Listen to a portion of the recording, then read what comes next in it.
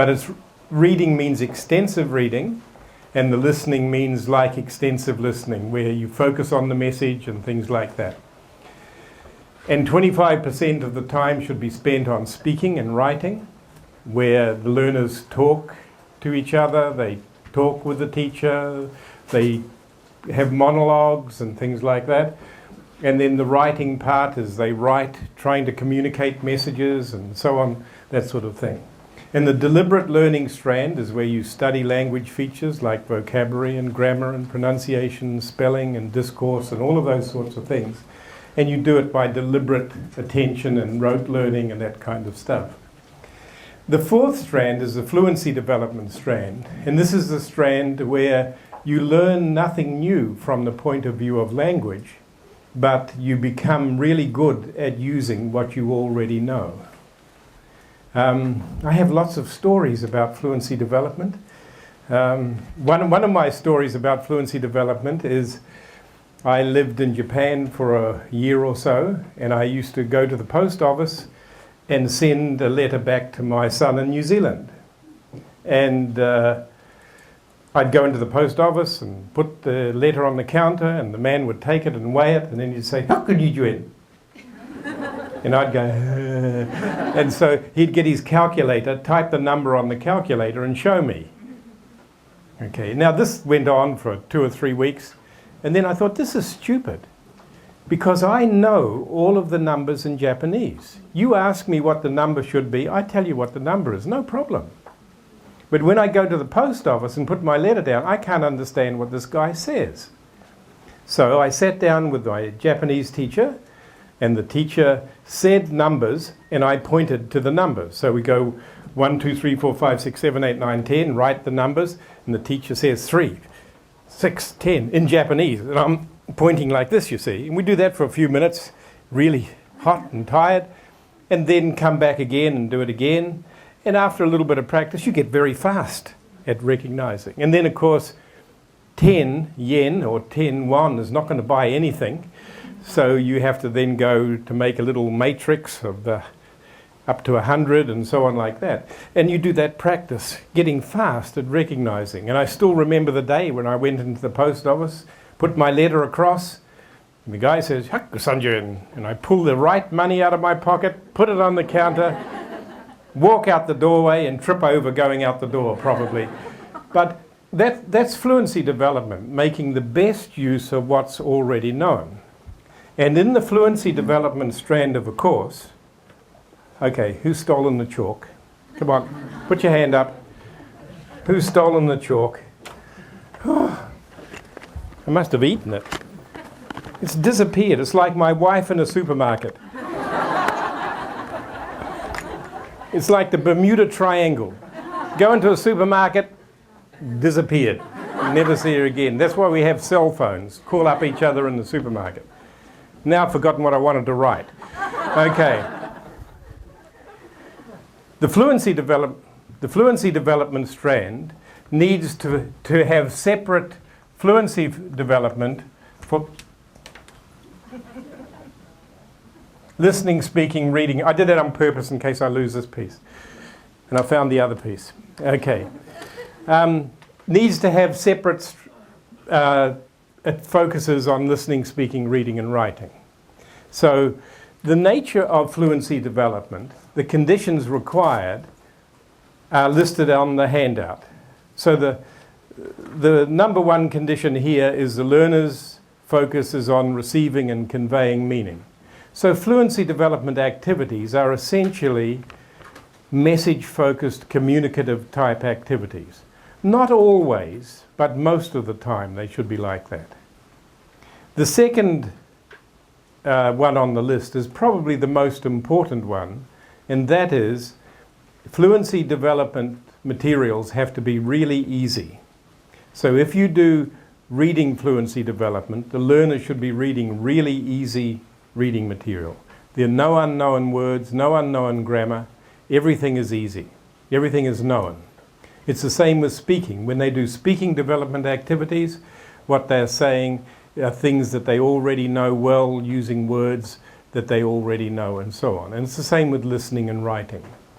So that's the requirement of easiness. And for any fluency development activity, that's the most important essential requirement.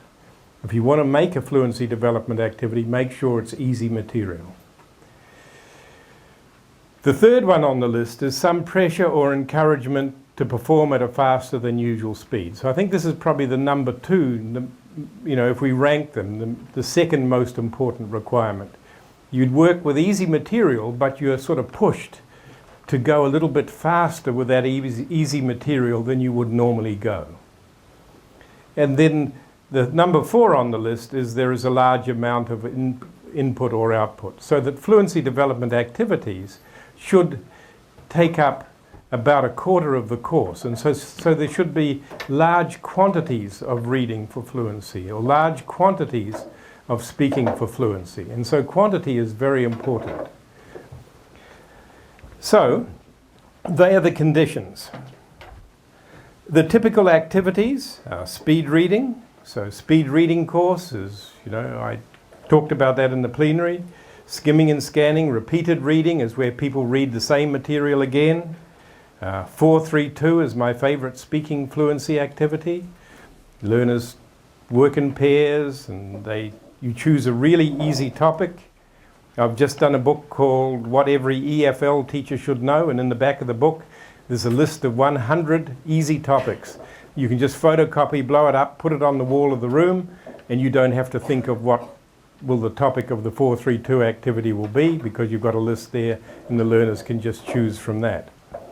So the learners get into pairs, and then one learner talks to the other learner, tells them about that topic for 4 minutes. It's a very easy one.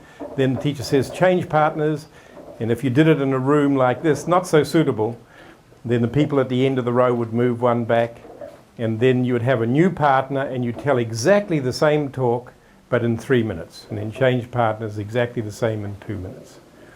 And the idea is that the decreasing time puts the pressure, meets the second condition of putting pressure to go faster than usual. And the repetition of the talk and the choice of the topic makes it really easy. So that meets that first condition. And the fact that you speak for 4 minutes and then 3 minutes and then 2 minutes gives you 9 minutes talking in about 10 minutes of class time, which then satisfies the quantity requirement.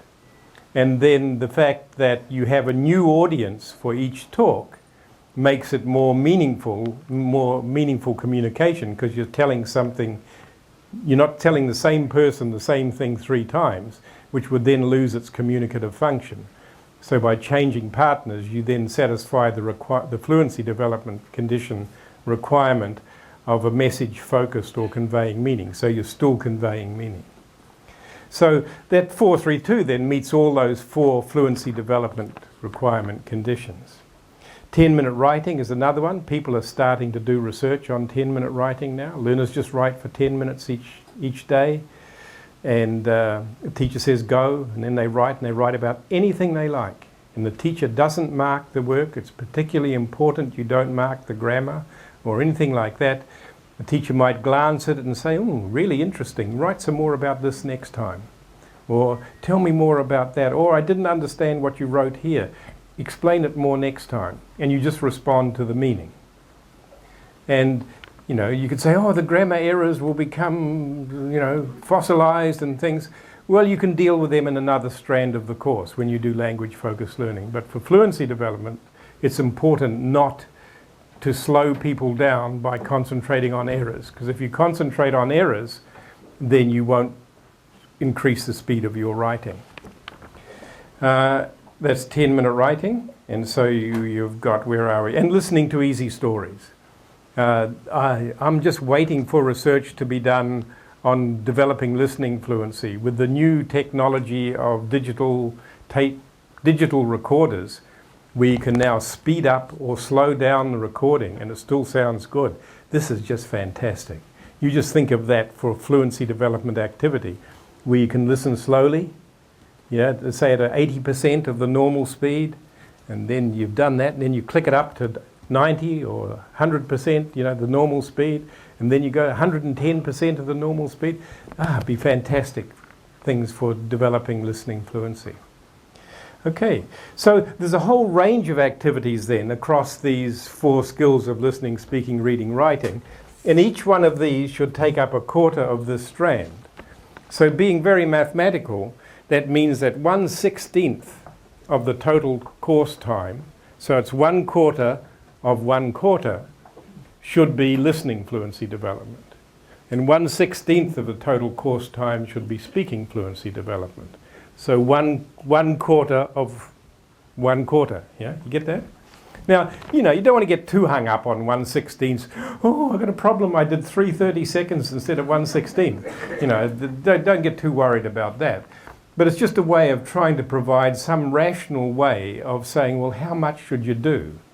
How much reading fluency development should you do? Or how much speaking fluency development? How much time should you spend on it? And so this way of looking at the strands and how you divide up the strands is trying to give some answer which is at least repeatable and based on some principle.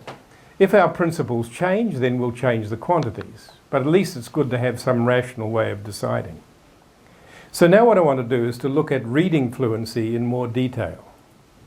Now when people read, their eyes do not move smoothly along the words or the lines of the page. Their eyes actually jump from one fixation to the other. So if you're reading, you'd focus on this word, and then your eyes jump to the next word that you're going to focus on.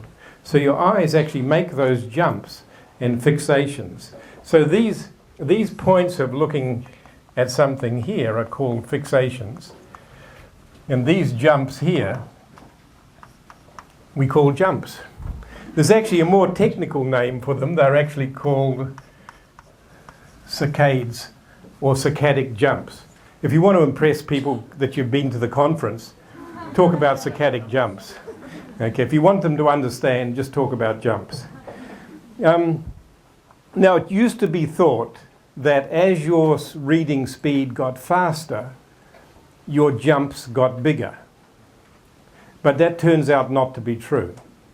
Nowadays, they measure eye fixations by putting a little band around your head with a camera, and then they focus the camera onto the pupil of one eye, and then you have to look at a point on the computer screen, and then they calibrate it so it matches, and then when a text appears on the computer screen, your eyes fixate and jump, and they can track all of the jumps. The hardware is actually, and software is quite expensive. It costs about $40,000, or used to. And so, I think we had one program in our university, the psychology department had it. And so other departments would go and line up to use it and so on like that. One of my students read on the web you could actually make your own by getting a camera, and he had some kind of cap with a ruler tied to it and a camera with a rubber band, and I thought, this is getting a bit shaky now, and in an attempt to get cheaper eye tracking measure. But what they found is that, in fact, people focus on most words, so that within 100 words of text, there are around about 90 to 95 fixations. And even when you read faster, you still fixate on most words. Some small words like and the might be skipped, and you just deal with them in your peripheral vision or filling in with your knowledge of the grammar. But in general, people who are reading normally focus on the vast majority of words. Long words can get more than one fixation. And there's a paper, I think, at this conference given by someone arguing that when you measure reading fluency, instead of measuring words, you should be measuring standard words. Standard words are 6 letters, and that gives you a more precise measurement of reading speed and so on. Each fixation takes around about, on average, about 0.2 of a second, so 200 milliseconds. And so that means in 1 second, you could do 5 fixations. Yeah, because 5 times 200 equals 1,000 milliseconds equals 1 second. I did mathematics as well as whatever else there is. The jump from here to here is very fast, and the speed of the jump is around about 20 milliseconds, so 1/10 of a fixation. So when we do calculations about reading speed and fixations, the speed of the jumps is a very minimal factor indeed, because the jumps are made very fast. And so 200 milliseconds. Now, you could see 200 milliseconds is also about the minimum time. It is really the minimum time that the eye takes to focus after a jump. And so that means that if it's 0.2 of a second for one fixation, 5 fixations per second, how many fixations per minute? Have a talk to your neighbour, folks. Come up with the answer. How many fixations could somebody make within a minute? Yeah? I'm just checking that you're with me still. Okay, don't put up your hand if you want to give the answer. Excellent. Everybody wants to give the answer. This is the best teaching technique I have ever learned. Yeah? Don't put up your hand if you want to give the answer. Good. Well, you didn't put your hand up, so you want to give the answer. 300. Whew. People who don't put their hand up usually don't know the answer, so you've done very well. But I made a mistake. You're sitting in the front row, so that makes a big difference. Yeah, so that's about 300 fixations per minute. And that is really about the upper limit of normal reading speed. And that means if your reading speed is very slow, less than 100 words per minute, and a lot of learners of English as a foreign language read at a speed of less than 100 words per minute, then by doing fluency development activities, you can get up to around 300 words per minute. But that then becomes the upper physical limit. If you read faster than that, and some people do read faster than that, it means one of two things or two of two things. It means you are missing something in the text because you're not fixating on most of the words, and you bring a lot of background knowledge to what you're reading, and so you don't need to do so many fixations. You can say, I know what the rest of the sentence is going to be about, so I just jump to the next sentence. So when you get faster than 300 words per minute, it's reading, Jim, but not as we know it. It's a different kind of reading. You're starting to move into scanning, skimming, that kind of reading.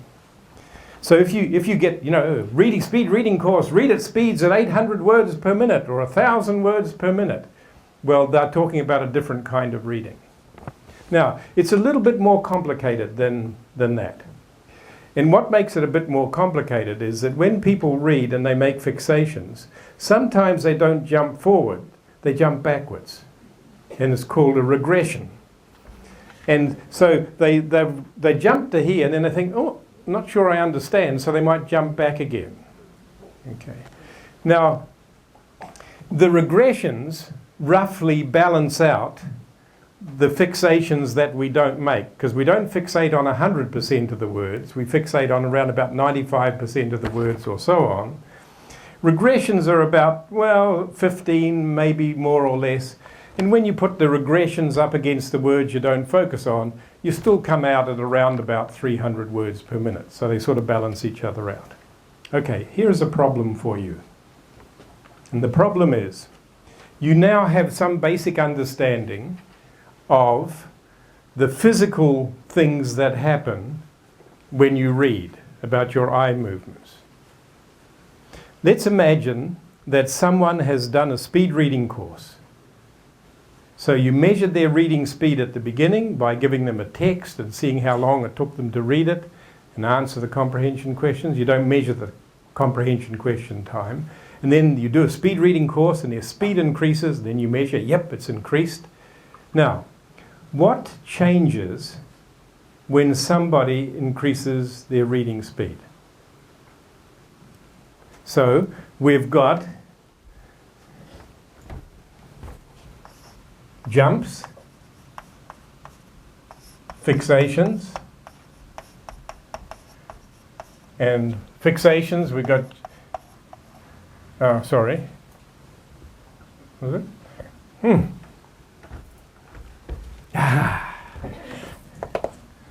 Okay. We got length or time of the fixation, and we've got the number of fixations. So there are two things here. And then we've got regressions. That's about everything, isn't it? Yeah? Nothing else that we talked about? No, that's about it. So what happens then when someone increases their reading speed? What changes for each of those 4 different things which are listed on the board? Some might not change, some might change. But where will the change occur and what kind of change will happen? Okay? Work with your neighbour for a couple of minutes, and then come up with the answer for me. So someone says, I have increased my reading speed from 100 words a minute to 200 words a minute. So what has changed according to those things? Okay, have a chat with your neighbour.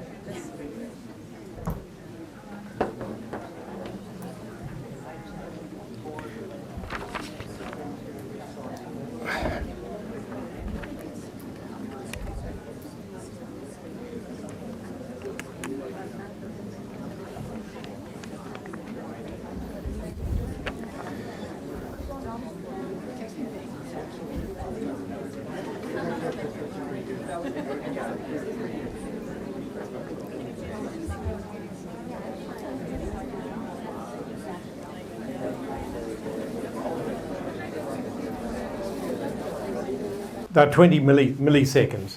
So there's no change there, yeah? So no change. Okay. The time that you fixate on a word, does that change? Yeah. And how will it change? Decrease. So that means you focus on most words for a shorter amount of time. Because when you're reading slowly, you look at the word and you try, what does that mean? And you try and bring that meaning to your memory and so on. And you might focus on a word for a second or even, 1.5 seconds or something like that. And when you get more fluent, then your fixation times reduce. What about the number of fixations? How many points you fixate on? Oh, sorry, so this will change, okay? So the length will be shorter, okay? Now what about the number of fixations? Yeah, the number of fixations will get less. We did an experiment once with people reading hiragana, syllabic thing. And what we did was to get them to read the same story 3 times, and we measured their speed each time they read the story. And what was interesting was and then we'd say come back the next day, and they'd come back, and then we'd start on a new story, and we wanted to see at what speed did they read the first reading of the story. Was it higher than the first reading of the previous story? And of course we found something which sort of looked like this. You read the first story and you went up to here. Then when you came back the next day, you started the next story around about here, and then went up like that, to the 1, 2, 3 readings for each story. So we could see a building up. But one of the comments of the people who was involved was really interesting, because what they said was, when I started reading, I was looking at each letter. And then when I got to about passage number 5, I was starting to look at whole words. And so what had changed was the unit of language that they were working with. And this would be a reduction in the fixations. So that when you read a language very disfluently, you have to look at parts of letters to see what's the difference between p and b and d and g, yeah? Where it goes this way and that way. And then when you get better, you can recognize a letter at a glance, and then you can recognize a word at a glance. So your unit that you work with gets bigger. But this also means that the number of fixations get less until you get to about the word level. Yeah. So the number of fixations get less. Okay. Now what about regressions? Yeah, they probably get less as well. There'll always be regressions when people read because their mind doesn't always keep up, or their mind stays ahead of what they're reading, and therefore they've got to go back and just check and do that again. Yeah, so that's what happens then when someone reads. Now, how do you increase reading speed? So we're on the back of the page now. The most efficient way of increasing reading speed is to do a speed reading course. And you get learners to read about 20 passages, and these passages must be very easy. They must be well within their vocabulary level and well within their grammar knowledge. So the passages need to be simplified or adapted text. You can get speed reading courses at the 500, 1,000, 1,500, 2,000, 2,000 plus academic word list, and I think 3,000 word levels. And basically what you need is about 20 passages with comprehension questions to encourage the learners to focus on the meaning of what they're reading. The comprehension questions have to be very easy. In fact, the comprehension questions with a speed reading course are a sort of a confidence trick, because you make the questions so that even if they didn't read the passage, they could probably get half the questions correct anyway. And the questions shouldn't focus on little bits of detail, they should focus on the general gist and ideas of the passage. Because if you start focusing on bits of detail in the questions, the learners will then slow down when they read the next passage, because they're preparing for a detailed question about how old somebody was or what year they were born or something like that. So you have to make the questions more general based rather than focusing on particular detail. And so then what the teacher does, if you're using the free speed reading courses, 20 passages, you get, say, depending on the size of your class, if you have more than 20 students, then you get 2 sets, you make 2 photocopies of each passage. And I used to put them in plastic bags when I worked in Indonesia. It was very cheap to get plastic bags, and you just put a passage in a plastic bag. And with these 40 bags, then learners would just grab one of them and then do it. And they've got their own sheet of paper where they mark off the one that they've already read. And then you say, okay, are you ready? Go. And when you say that, the learner's heads down and reading. And on the blackboard, you have, or the whiteboard, you have something like this. You put this here for the minutes, and this is for the seconds. Nowadays, you could use your data show and get a timer program, which when you said go, then the time starts clicking over and it's shown on the thing. But when I wrote speed reading courses and used them, they were far away, those things. And so then what happens is the teacher just sort of sits and watches the learners just to see what's happening. And the reason you go like this is you want to see if their lips are moving. Because if their lips are moving, it means that they'll read probably no faster than about 150 words per minute. Because the normal speaking speed's about 150 words a minute. And so Michael West used to recommend, God rest his soul, he was the father of graded readers and extensive reading, I think. He used to say, put a pencil in your mouth, because then if you start moving your lips when you read, the pencil falls out onto the desk. Now, but anyway, the teacher just looks and sees what's going on, and then after about a minute or so, then the teacher then rubs off the 0 for the minutes, and then should be standing here. Actually, I'm doing bad teaching, and points here. So you're looking at your watch, 10 seconds, 1 minute 20 seconds, 1 minute 30 seconds, and every 10 seconds you go like that. And then when another minute has passed, you rub off this, meaning that 2 minutes have now passed, and then you point like that. And then when someone finishes their reading, they look up, and if you're pointing here, then they write down 2 minutes 30 seconds on a scrap of paper. And then they go and turn the paper over, answer the comprehension questions, get the answer sheet, mark the comprehension questions scored out of 10, and then there are 2 graphs or a combined graph where you convert your time into words per minute, and you put that on your graph, and then you put your comprehension score on the graph. And the idea is for your comprehension to stay at around about 70% or 80%, and your reading speed should go up. And almost invariably the reading speeds do go up, and learners get great motivation from seeing their speed track its way up. In a study that was done in Korea, they looked to see what kind of increases do learners make. Are there sudden jumps and then you reach a plateau and then you jump and then you get another plateau?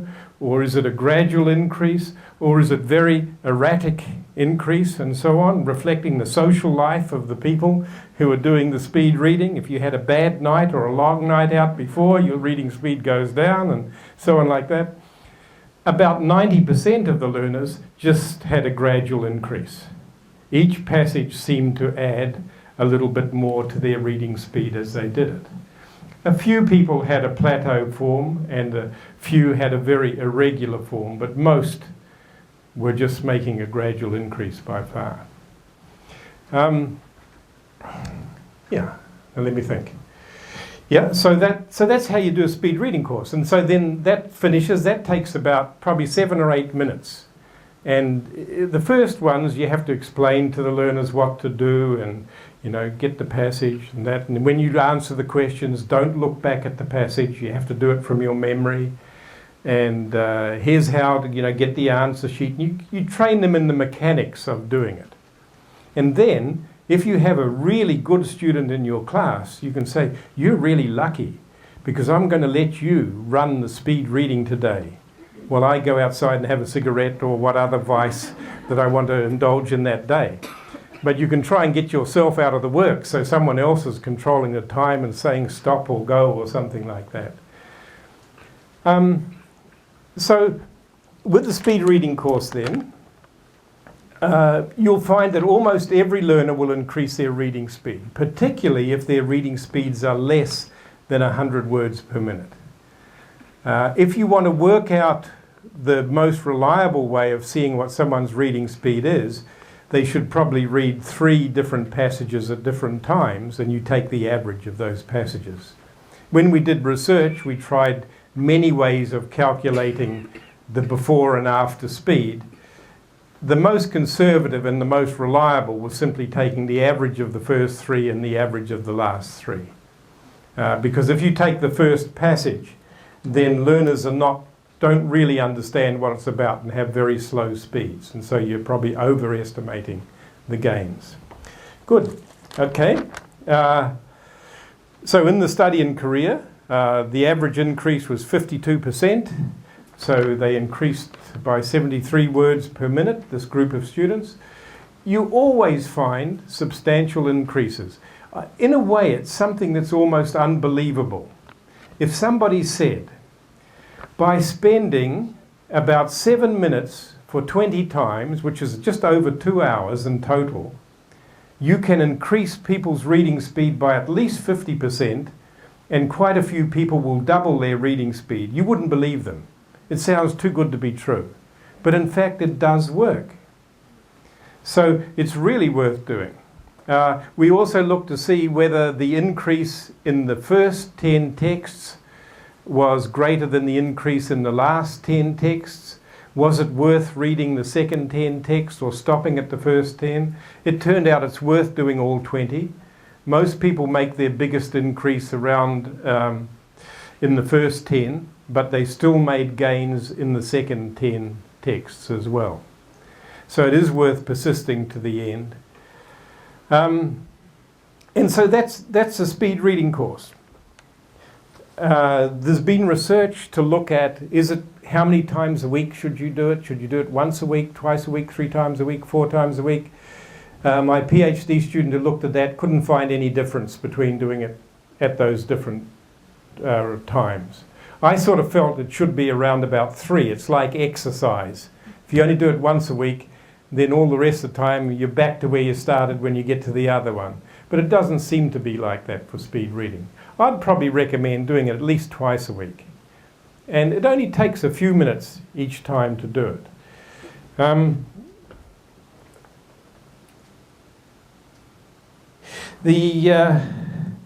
There is two kinds of courses you can use. One kind of course is the free ones, which are available on my website and on Sonia Millett's website. So this is her name. She spent a lot of her teacher development time writing speed reading courses. And so if you just type Sonia Millett into Google, that'll take you to her website and you can download free courses. Compass Publishing has a book, Reading for Speed and Fluency.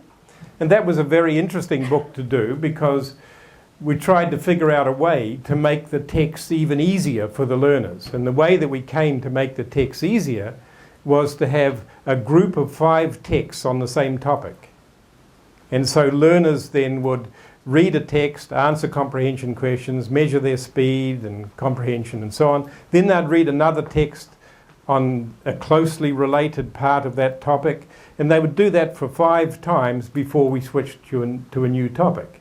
And the idea was that by sticking in the same topic, you bring a lot of background knowledge to the later texts in that little series. So I was quite pleased with that idea. And so that's meeting the criteria of easiness, which is the number 1 criteria for fluency development. Okay, I think I stopped there. It's worth doing speed reading. For a small investment of time, you get a very big increase in reading speed. And if you can read faster, you can read more. And if you read more, you learn more vocabulary and improve your reading skill more. Thank you very much.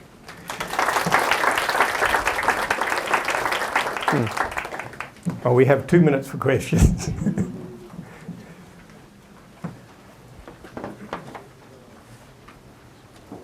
Is your website, I can say it right now. No, Is your website the one for the college? Is that? Yeah, Okay. I've only got one website. Okay. I can't remember the address. Yeah. I found it, yeah. Yeah, okay. You just type my name into Google. It's on there, yeah. It's on the handout. Maybe a very specific question, but Yeah. you mentioned that more recent research on the number of fixations shows that at the word level, the number of fixations doesn't decrease. We thought that learners originally began to chunk words and fixate on more than one word, and therefore that was part of their reading speed. Yeah, people used to think that you moved from words to chunks and you needed only one fixation for a chunk, but that's not true. So but up to the word level, your fixations can decrease because instead of parts of letters or parts of words, you're then focusing on whole words. But beyond the word level, there doesn't seem to be a big change in fixations. Yeah, go on. Question about doing the number of time readings to do it in a week. Have you ever tried to do more than one time reading per session? Yeah, there's been a couple of studies where people have done too. It should be okay. I think the only thing you'd have to be careful is fatigue. And if you found that the second reading was slower because of tiredness, then it's probably not a good idea.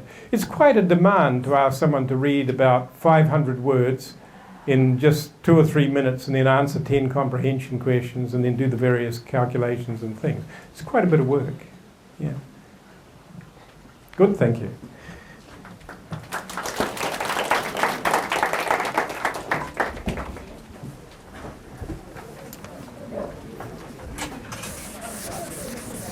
So I have, as you can see, I have a very long handout, so I have quite a lot to say. So I'll just do the introduction now.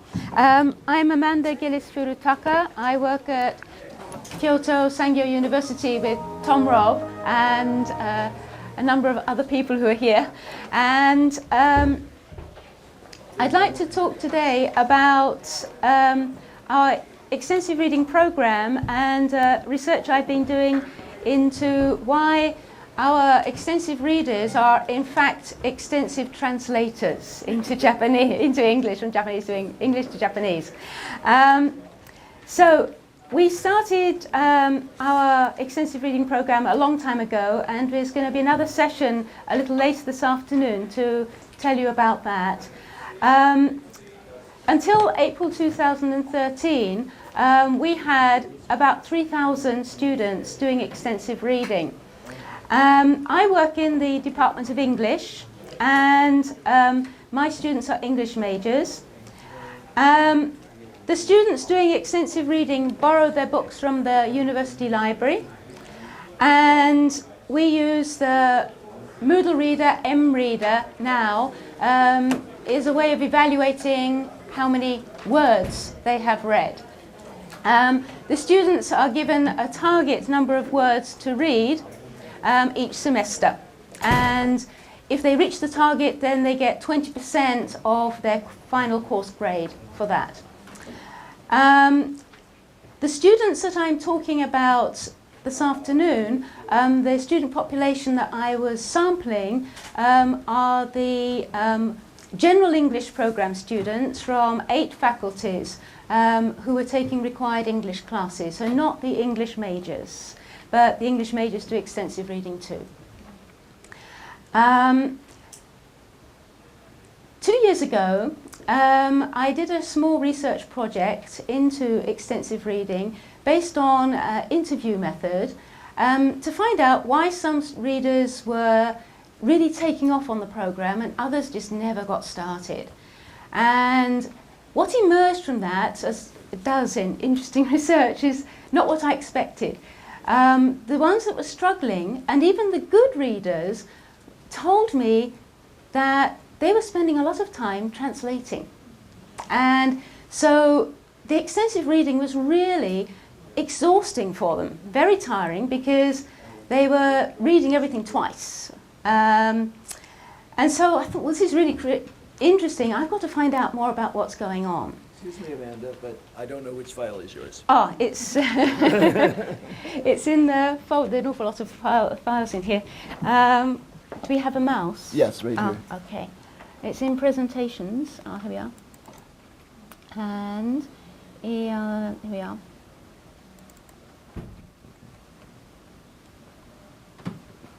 Okay. And then F5 should This is it. Okay. Right, we're in business. Right, well, we've done this. And it's a little speed reading for you here. And I've just explained the background, how I got interested in this matter. So, my current research questions are, in what circumstances do students feel the need to translate into their L1 when reading a graded reader? And the Holy Grail, is there a level of reading ability beyond which the students no longer need to translate into their L1 when reading graded readers at a suitable level? And the way I've gone about this, we were very lucky because until last year, at the beginning of this year, we had 2,500 students taking required extensive reading as part of their required English program. And they all had to take a final test. And so we had a captive survey group, and we added 8 questions to the end of their final test. And so we were able to get quite a lot of data from this. 3 of those questions were directly related to this research question. At the same time, I'm somewhat distrustful of quantitative research and data. I'm very much a qualitative person. I decided that to get to the bottom of this, I needed to talk to the students, and I needed for them to go through the process of reading part of a graded reader and tell me when they were needing to switch into Japanese. And so this is what I did with 30 students. And I'll explain the process in a little more detail a bit later. So, first of all, we ended up with 2,464 first-year students taking the final test. And so they took the multiple choice survey questions at the end of their test. Just to reiterate, the student cohort had done extensive reading for a whole year by this time. And some of the questions in our survey were related to reading habits in Japanese. We wanted to see if we could correlate certain aspects of reading habits with extensive reading ability and progress and enthusiasm. We also wanted to research flow, but I'm not going to talk about those results today.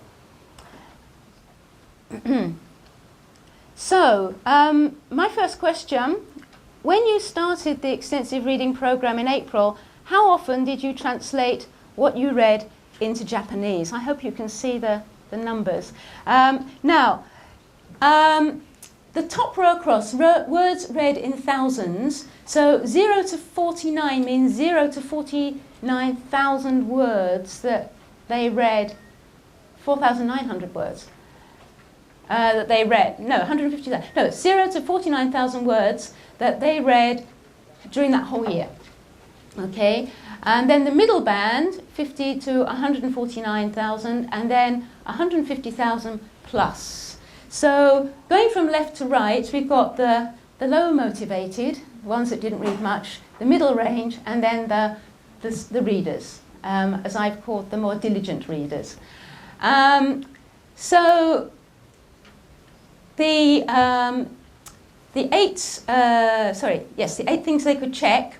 Either every sentence, they translated every sentence, 1 or 2 times a page, once every 3 to 5 words, once every 6 to 20 pages, a few times a book, almost never, and they didn't translate at all, they'd read directly in English.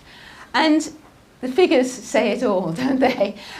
Even the enthusiastic readers on the right were translating as much as everybody else, and frequently every sentence, or once or twice a page. The next question discussion. Okay, I've just said it. Yeah, so there was a lot of translating going on, and the frequency with which they were translating was the same across the board. So bottom point, translating what they read as they go seems to be a very common way of approaching extensive reading at the start of the program for all students. So the next question now, when you are reading an extensive reading book, how often do you translate into Japanese? So this was January, they started in April, this was January. We can see an improvement that in fact they are translating a little less, but basically the bottom line is they were still translating a lot. And even the most diligent readers were still translating very frequently. Most encouraging of all in my discussion is we can say that, if you look, the table's on the handout as well, the most diligent readers were translating less frequently towards the end of the course than the middle range and certainly the lowest motivated readers. But the results also indicate that even after a year, translating was the norm for most of the students.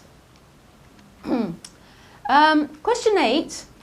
Why do you translate into Japanese when you're reading in English? Check the reasons that apply to you.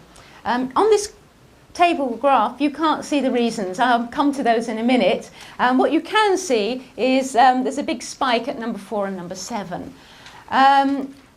The reasons were we'd done a pilot survey with English majors in their second year of extensive reading, and we asked them to list the reasons why they translate. And then we took the most common reasons and then put them into our survey.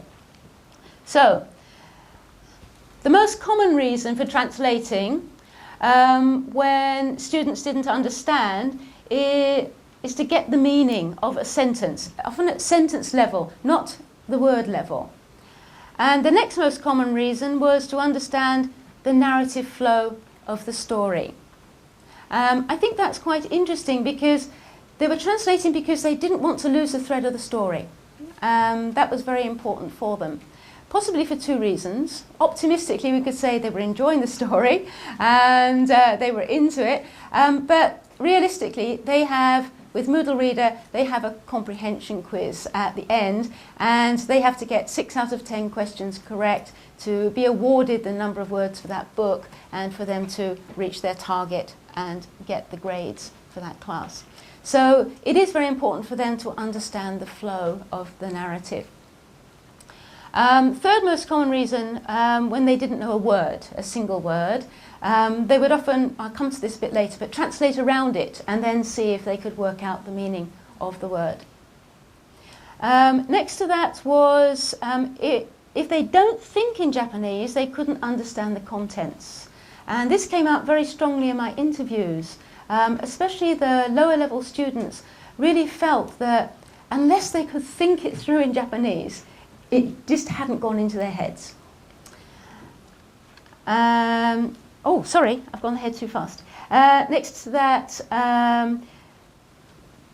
to check they understood correctly what they have read, to go back to make sure that they were really right the first time. Also, when they came across the same word they didn't know several times, and that was really bugging them. And when the grammar was difficult, to help them understand. Again, a lot of students in the interview said that even when high-level students would find that, for example, a conditional sentence or past perfect sentence with a sequence of tenses, they have to think through the time sequence. It helped them to think it through in Japanese. The least common reason was that English is not their mother tongue, so when they saw a word, the Japanese just came into their head. This was included because it was one of the responses from our pilot survey, and also, interestingly, this came up in my interviews quite a lot, that you can't switch off your L1. It just automatically jumps in, subconsciously. So we need psycholinguists to research this a bit more. It's beyond my field. 141 students, good for them, said they didn't translate. But a very small number if you consider that it was, the sample size was 264, plus they could check multiple answers if more than one answer applied to them. Okay, second part of the research project. So to find out in more detail and to understand better what is going on the heads of the readers, I carried out interviews with 30 volunteers from the same cohort of students. So my methodology, they were given a reading comprehension exercise individually. So they would come in to me one at a time. This was the opening pages, about 700 words of one of the 4 graded readers deemed to be appropriate level.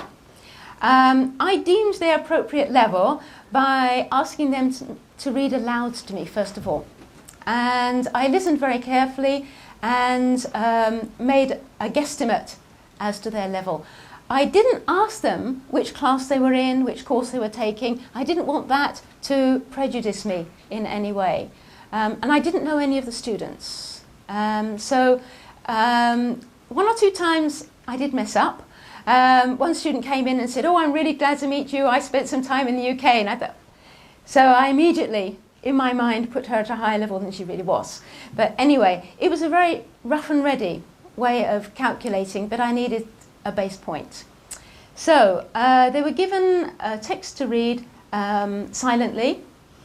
And then after that, I asked them to use a highlighter and to mark the places on the text where they had translated into Japanese or stopped and thought it through in Japanese.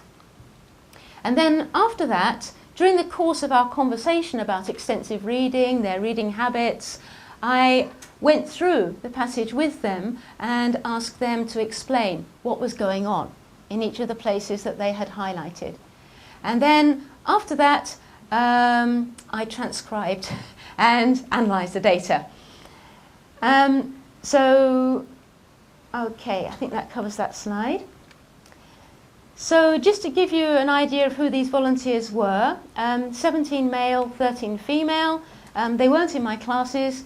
They came from these departments. 18 in foreign languages. They weren't English majors. They were studying Spanish, Italian, French, Russian, Indonesian, etc., Chinese. Yeah. For some reason, the language students are more interested in taking part in this kind of research.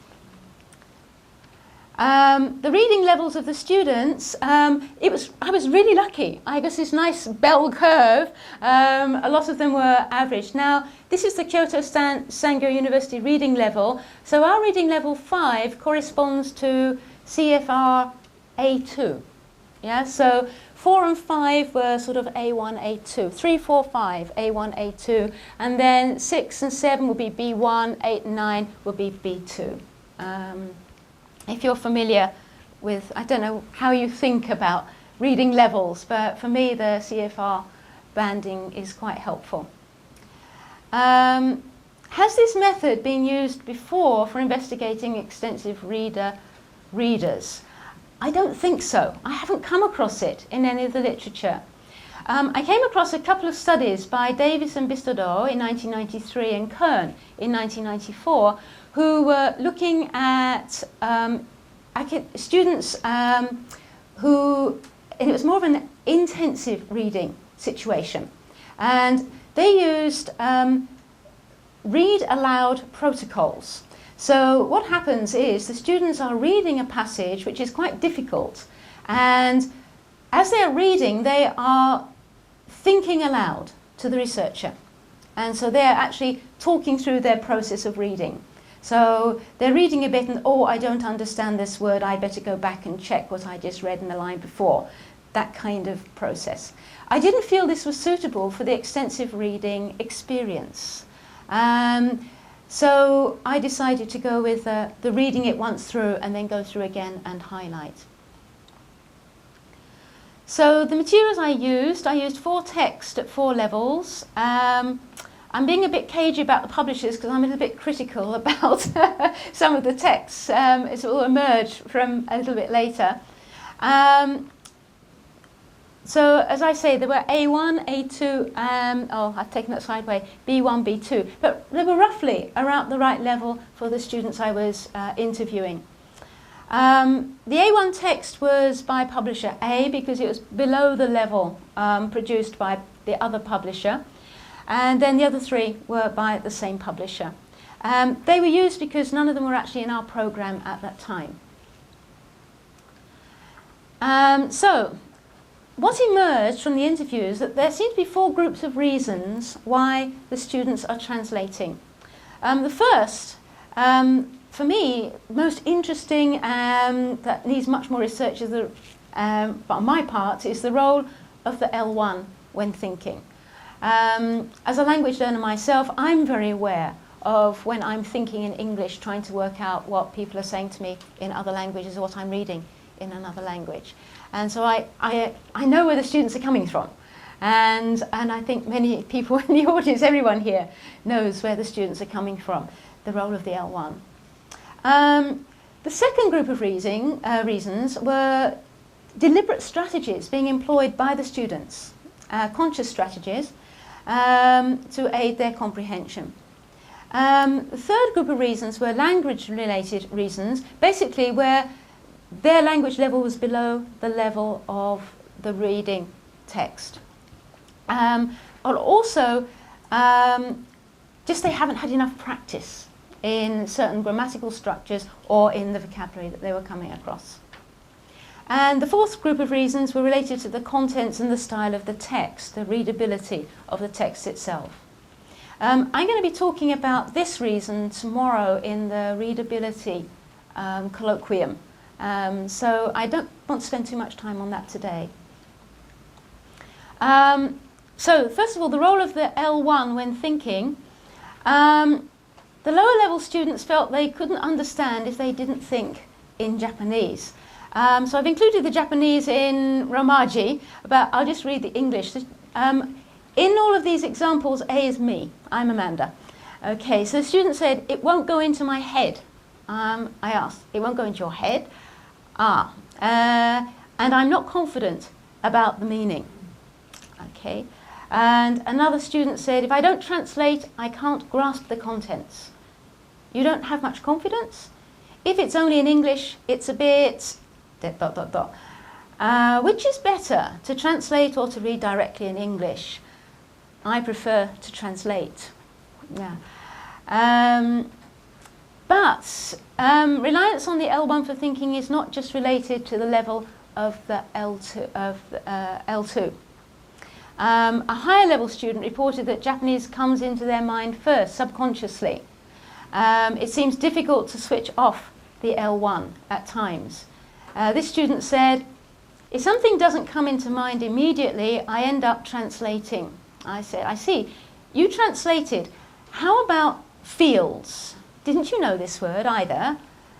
I knew it, but the Japanese came to mind first.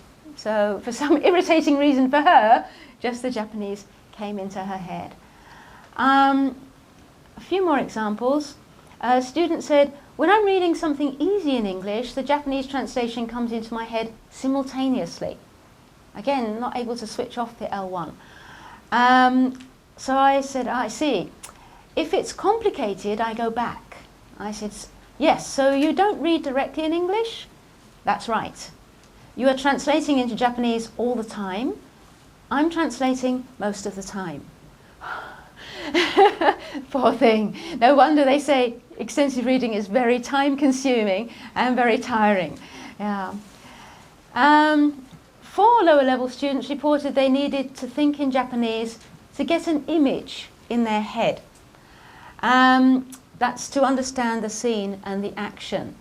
And interestingly, a higher level student reported that she creates an image in her mind as she reads, but she's not sure if she thinks in English or Japanese. She really didn't know. She just had this image of what she'd been reading, but she couldn't tell me if she'd been thinking in either language, which language. In my head there's a picture. I don't know if I'm translating to Japanese, but I can see an image.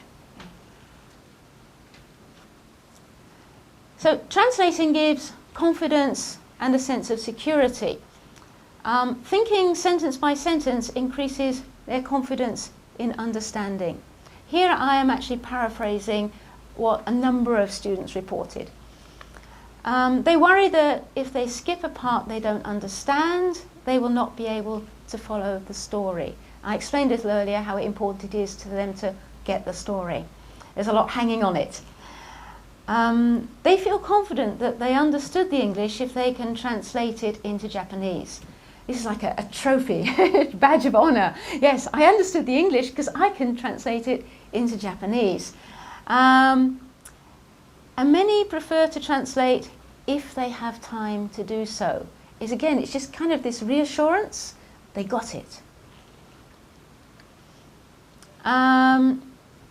Translating or thinking Japanese as a strategy to aid comprehension. So now we're getting on to where they're using this deliberately. They translate parts they understand to try to understand an unknown part. A lot of the more high-level students were talking about this, the middle level and the higher level students. They're actually actively using what they know to work out what they don't know. I suspect that one or two cases I'd given them something that was a little bit difficult for them. It wasn't actually what they would be normally reading on the extensive reading program. Thinking in Japanese helps when a key word is unknown. Again, if they can understand most of it in Japanese, if they've got the idea, then they can make that leap into the unknown to guess the missing word. And then the higher level students say they read in English and translate consciously or subconsciously the parts they don't understand. Some students, it was very curious, they have a habit of automatically translating certain words. And it seems a lot of them built up this habit when they were preparing for entrance exams or for high school English exams. And certain words and constructions and verb tenses, etc. And in fact, the highest level reader of all that I interviewed says that he regularly translates past conditionals and difficult verb tenses like that. 2 students said that they were taught to do this by their teachers. I was expecting more of the students to say that the teachers had taught them to translate, because I do have a rather negative impression of the way that English is being taught in high schools in Japan, and I'm in the process of finding out more about what's going on at the moment. But a lot of students I expected to say that their teachers had taught them to translate. In fact, they didn't say, and one of them said that it was their own habit that they had developed. Thinking and translating helps them to grasp important aspects of the story, especially to help remember all the characters. A lot of the readers have a lot of characters, and again, if they're thinking in their L1, it helps them to get a grip on who is who, and especially for understanding the conversations. They recognise that in the fiction, the conversations are often key to the development of the plot, and if they understand the conversations, then they feel prepared to understand what's coming up. Also, to check their understanding when something unexpected happens in the story. And this can be an event or action, an action by a character or an event in the story, and it can be related to cultural differences. And this has a lot to do with the way the reader is written, the book is written, the writing style. And, but this was the most common reason that was given by students for stopping and thinking in Japanese and going back. When they're reading the story and suddenly, huh? What's going on? It must be my English. I didn't understand what was happening because of my English. But in fact, it's the way that the story was being told. The narrative flow jumped into, it actually jumped, in one story, it jumped into reverse. It was a flashback. But the flashback wasn't introduced as a flashback. And the students were, what's going on? What's going on? What have I missed? Yeah. So I think we need to look very closely at the way that the readers are being written. I won't go through these in detail, but these are the main reasons, language reasons, related to the readability of the texts. Pronouns are immensely difficult for Japanese readers of English. Syntax, vocabulary, phrasal verbs are very hard. And the problem with phrasal verbs in readers that are measured by the number of head words is that very often the 2 parts of the phrasal verb are within the head word count, but combined the meaning is opaque to the readers. Idiomatic English, I'll give some examples in detail tomorrow, and I've got a few examples I think coming up. Metaphorical language is really hard, and also there was use of onomatopoeia, a word that isn't really a word, but it just sounds like the sound. And none of the students knew what that meant. And why put that into a graded reader? It's just not necessary. And long, difficult sentences. By difficult sentences, I mean complex sentences with embedded clauses. The students had to really go back and process them in Japanese. And then, last of all, cultural differences. Quite often in readers, there are, because the readers are written for a worldwide market, there may be some things which are very obvious to readers from a certain background, but not obvious to readers from a different background. And it was a British publication that I used, and something that was very obvious to Europeans and to British people was, huh? What's this? What's going on for the Japanese readers? Last of all, in the readers, even the lowest level reader I used, which was pre-A1, the students were expected to infer meaning from the text. The sentences were very short, very simple, but they had to infer the character and the personality, the motivation of the character in the story. And they weren't used to doing this. And they expected just to be given the information. But having to infer, especially at a very low level, was very difficult for them. So what do we do about this as teachers? We teachers cannot and should not command our students to switch off their L1.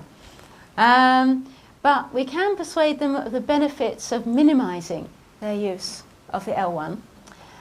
First, the golden rule: check that students are reading books at the right level.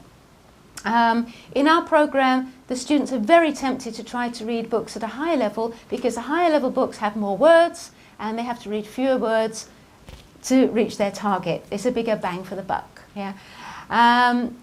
So we really want to make sure that they're not trying to overstretch themselves. Second, choose books with glossaries and a lot of helpful illustrations. The students rely a lot on the illustrations. When I was going through the text with them and asking them, did the picture help you to understand this? Yes, it did. Sometimes the pictures are not very attractive, but they are a very useful tool for the students, and they are relying on them. And in the story that I mentioned just now, where there was a flashback to the past, that story actually begins, it's in a train. And the first line, the main character is sitting in the train and describing the scenery as it goes past, flashes past the train. But there's no explanation to the reader that this is the case. If they'd had a simple illustration of a young man sitting in a train looking out of the window, the students would have understood. So it's really important for the publishers to think so carefully about what they're illustrating. Check the age group the stories are aimed at. I'm currently researching with junior and senior high students, and it's really difficult to find good readers in our library, but we're using quite a wide range of readers, which the content matches the high level of junior high school students. You find that as you go up the level of the readers, then the content gets more and more adult. And when I was doing the same thing with a junior high student who was actually a very fluent reader, the story was about a young couple who just got married who were looking at houses. Now, for us, yes, this is right what we're used to and you can talk about, but for junior high, what's they talking about? Why are they talking about this? You know, this is another big important factor. Check the use of idiomatic language in the readers. I was horrified when going through this reader with a student by a very highly reputable publisher that there were so many opaque idiomatic language expressions that could have been avoided. They didn't need to be there in the reader. I'll talk about this more tomorrow. Avoid books with a lot of characters, especially with difficult names.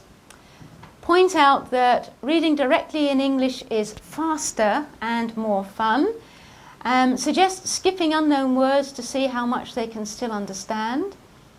And encourage students to scan long sentences or difficult passages and then reread in English to check their understanding. Now, I don't want to embarrass the person in question, but I was absolutely thrilled when I was interviewing a very low-level student, and when we went through it, she had marked almost nothing as having translated into English, and I was fascinated. And I said, wow, you did really well. You didn't translate into Japanese, sorry. You didn't think in Japanese. And I said, have you done that all year? And she said, no. She said, at first I was translating a lot, but my teacher told me not to translate, but to reread in English. Our teacher's sitting in the room, but I won't embarrass her. And I was so happy. And so I'd like to pass on this advice to everyone. Final suggestions. Do not assume that all students are familiar with basic plot structures. Many students I interviewed and that we surveyed stopped reading fiction in junior or senior high. In Japan it's the case. I don't know about Korea, but I've been talking to people who are working in Saudi Arabia and the Emirates, and they say that reading is not what people do. And so they're not very sophisticated readers. In Japan, often they love reading when they're in elementary school and they're encouraged to read a lot. They get into junior high, and some junior highs do have a reading session every day, but by the time they're in senior high, they are so geared up to entrance exam work, they're so busy with cram school in addition, they are not reading. And so Farrell, his book, it's on my on the list of references. He has a very good book with lots of practical advice, and he suggests teaching the students story grammars, helping them to understand how stories are structured. And you needn't do this by using books. You can use comic books if that's what the students read. You can use movies or cartoons, animation, stories that the students are familiar with and that they can then retell and then think for themselves about the plot, the structure of the plot of the stories they're familiar with. And this will help them when they're reading those readers that maybe haven't been edited so closely for a nice sequential plot structure. Closing words. One of my interviewees said that translating to Japanese is not good because English is not Japanese, also Japanese is not English. He went on to say that by translating, one can understand the story, but this does not mean that one can understand the English. Translating doesn't help improve one's English understanding. This student wants to be able to read and understand directly in English. I hope his insights will encourage your students to do the same. And postscript. When do students stop translating a lot and start reading directly in English? My second research question, the Holy Grail. Through my interviews, I found out that mostly they stopped doing this in the fall semester, so their second semester of extensive reading, and it happened gradually and naturally. Most of them, when they reached about our level 5, about CFR A2, 900 to 1,100 head words. For those of you teaching younger learners or junior high, it feels like a long way to go. But I'm researching this further now with junior and senior high teachers. I'm hoping to be able to refine. Yeah. That's all from me. I think we might have a minute or two for questions. Yes, let's go. Yes. Thank you very much for very interesting research. And I have never thought that the students were translating so much. Because I tell my students, especially right after the entrance exam, they have the translation habit, with translation habit. So to get rid of translation habit, I give them 100 very easy books. So read until Japanese does not come out of your mind. Yeah. So I thought they were doing without Japanese translation. Maybe your students are. What I ought to say is these students, now the teacher I mentioned is a very, very enthusiastic teacher and a believer in extensive reading, but most of the other teachers that I interviewed, who were teaching the students I interviewed, were doing very little to support the extensive reading. This was done as an out-of-class activity. And so the students were actually getting very little instruction on how to go about extensive reading. So this data is based on mostly on students who are left to their own devices. So what I should have added there, another point for teachers, yeah, teach them how to do extensive reading. Yes. One more question. As you said, they might be the reason that they have to take the Moodle test. Yes. If that is true, the Moodle test can be a washback of the reading. Yes. Yes. Yes. Yes. I work with Tom, and we, as researchers, we should have our doubts about our system and see the weaknesses in our system. At the same time, the students have said to me, in the first set of interviews I did 2 years ago, one of my questions was, when you reached your goal, did you carry on reading? And to a person, they said, no. I reached my goal. I've got other things to do. And so our students are not reading for the fun of reading, for the pleasure of reading. They're reading because they see it as part of a course. And when we ask them about flow, I didn't bring that data today because it's not related to this talk, but the flow results show that no. Then most of the time they're very conscious that they're doing this as study and not reading for pleasure and enjoyment. There are students who really get into the reading, but again, the one student who I interviewed who was really an excellent reader and had read voraciously, he said that no, once he reached the target, that's enough. He was satisfied to reach the target, and it still felt like it was study and not something that he did for pleasure. Okay, I think we have to stop. I'll take questions afterwards informally, but I think there's going to be someone else who's going to talk here. So I'd be very happy to answer your question in a minute. Okay, thank you.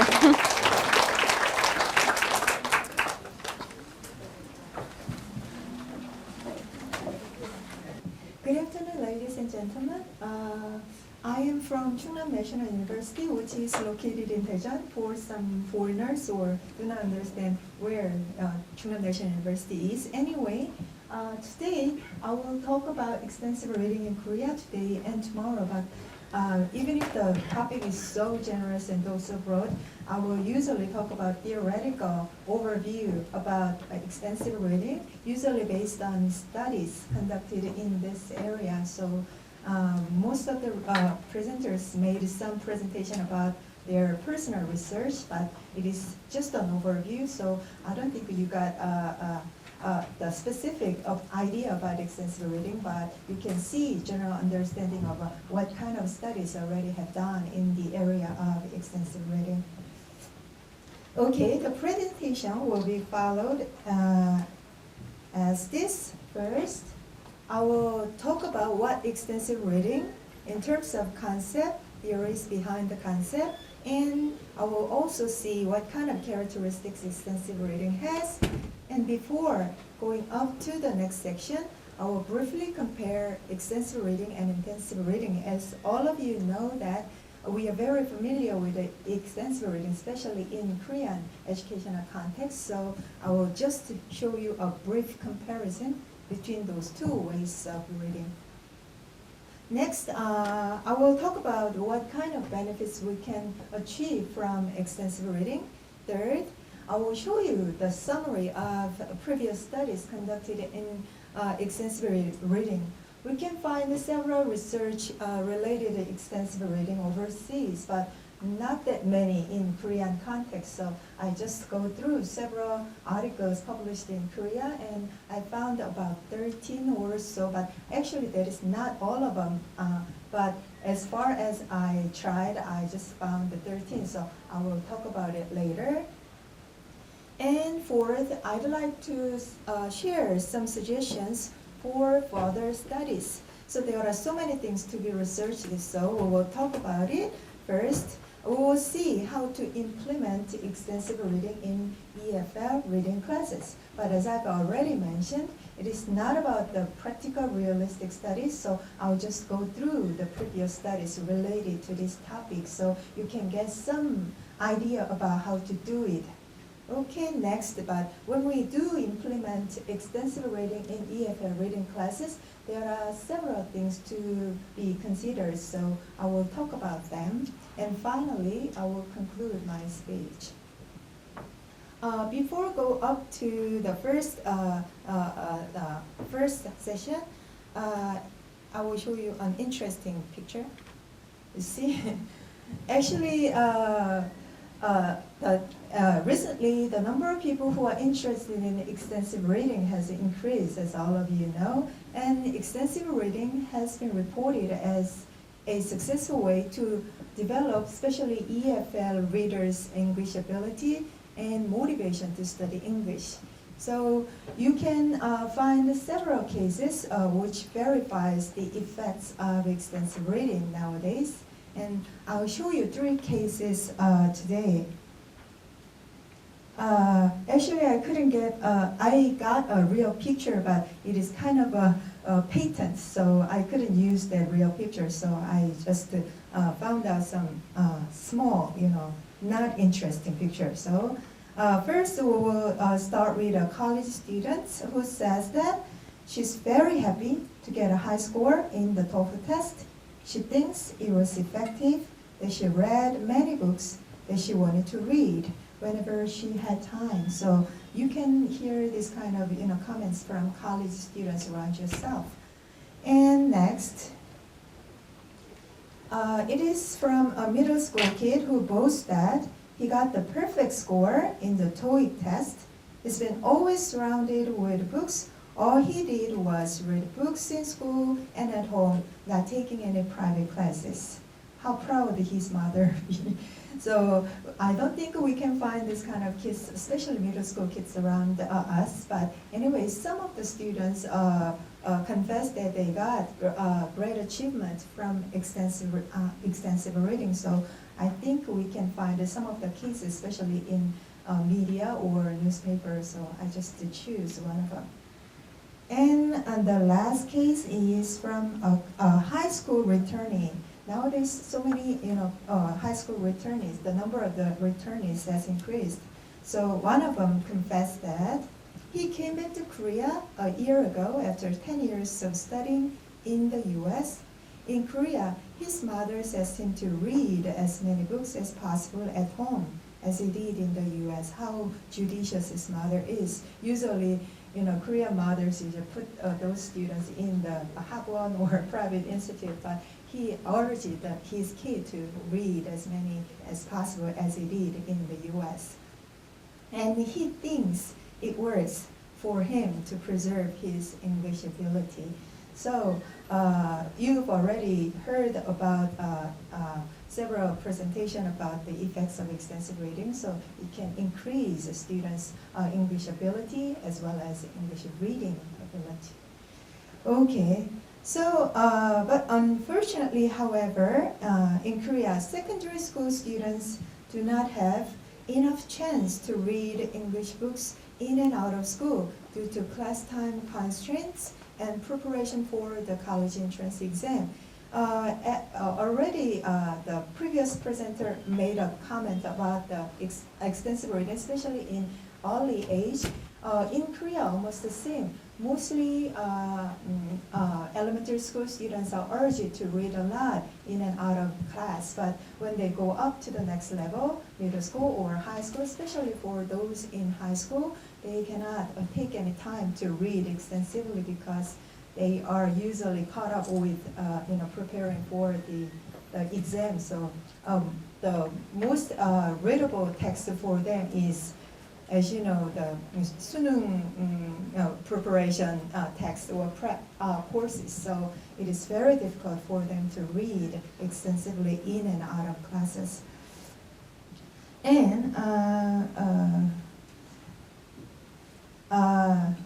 although we acknowledge that it is of the utmost importance for them to have reading experiences in school or possible out of the school, the traditional approach to reading instruction, it is usually related to intensive reading, focusing on language factors in EFL classrooms, is not enough to cope with the challenge.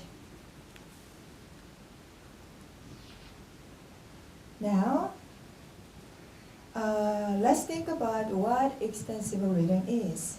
About the concept, Palmer used the term extensive reading first in EFL, Foreign Language Pedagogy, where he defined extensive reading as reading book after book rapidly, focusing not on the language but on the meaning of the text. So usually when we have students to focus on language while reading, it is usually classified as intensive reading. So you can see some contrast between those two ways of reading here. And Krashen, in this context, Krashen called extensive reading as free voluntary reading. And then Benford summarized extensive reading simply as reading a large amount of easier books for pleasure and information. And you can also see some other definition about extensive reading. According to Carell and Carson, extensive reading generally involves rapid reading of large quantities of materials or longer reading, such as whole books for general understanding, with a focus generally on meaning of what is being read than on the language. Most wording is overlapped with the other researchers. Okay, then Yamashita in 2008 addressed that the goal of extensive reading is to increase the student's ability to read a large amount of text. It is repeated again and again, and at the same time achieve comprehensive understanding of the text instead of the development of language ability. Okay, now we will consider the theories behind the concept of extensive reading. As all of you know that most underlying theories behind the concept came from Prussian. You heard a lot this morning. So according to input hypothesis, actually he called it later comprehension hypothesis in 2004, 3 conditions need to be met for second language acquisition to take place. The first one is the input is abundantly available, so students should be exposed to as many materials as possible when they learn English, especially in reading. And the second, the input is comprehensible. And the third one is related to the second one very closely. The third one, the input is slightly above the student's current level of computation, so it can be schematized as I+1, as you know that. Okay, and Ellie and Mangubai in 1983 developed the Prussian's hypothesis, actually input hypothesis, in which they argue that when the 3 conditions are met and when the student is exposed to a great deal of reading material repeatedly, she gradually acquires the language. So Prussian put it another way that language is subconsciously acquired while the language learner focuses on meaning rather than on form. Therefore, the best way to facilitate L2 acquisition can be extensive reading. So according to Prussian, he finally found the best solution to improve students' language ability, which is he calls extensive reading. And he also proposed another hypothesis lately, and which is called the reading hypothesis in 2004, in which he maintains that reading for meaning by voluntary readers develops skills in reading comprehension, writing, vocabulary, spelling, and grammar. As you can see, according to his reading hypothesis, actually extensive reading could be a panacea for foreign language acquisition or second language acquisition. But we will talk about it later, but there are so many issues we have to think about to actually implement extensive reading to be successful in our reading classroom. And he also added that the teacher, parents, or practitioner has to assist the readers to enjoy their reading in a second language. But it is the most difficult, idea for us to implement extensive reading in our reading classes because students are very much, familiar with studying English, not enjoying English. So, for example, when I teach my students in conversation courses, one day I talked to my students that we're going to have a conversational activity today, so you will have group work and pair work and so on. Then one of the students who got the highest score in the course asked me, "Teacher, we want to study because we have this and that exam, so we don't want to play with the language. So why don't you go back to your main job to teach?" So I was kind of shocked at the moment, so I couldn't do any communicative activity at the moment. So I just have students read a book, explain what it means, and so on. But this kind of situation can easily be found especially in high school situation in Korea. So so many teachers are very much frustrated when they encounter this kind of situation. They learned a lot about communication, how to do it, how to implement in their personal situation. But when they are facing their students in the real classroom, they are not interested in any communication at all.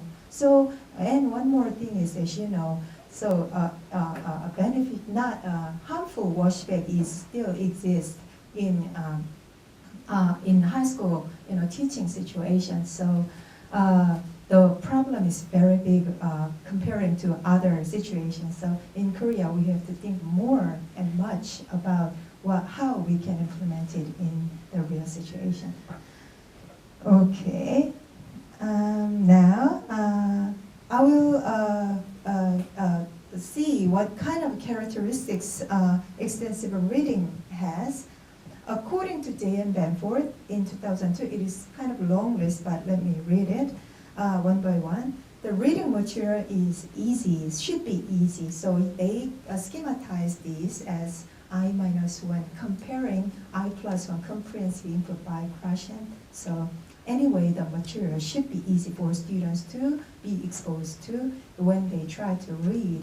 Then they can, easily, read, take the book and start reading. Next, a variety of reading material on a wide range of topics must be available.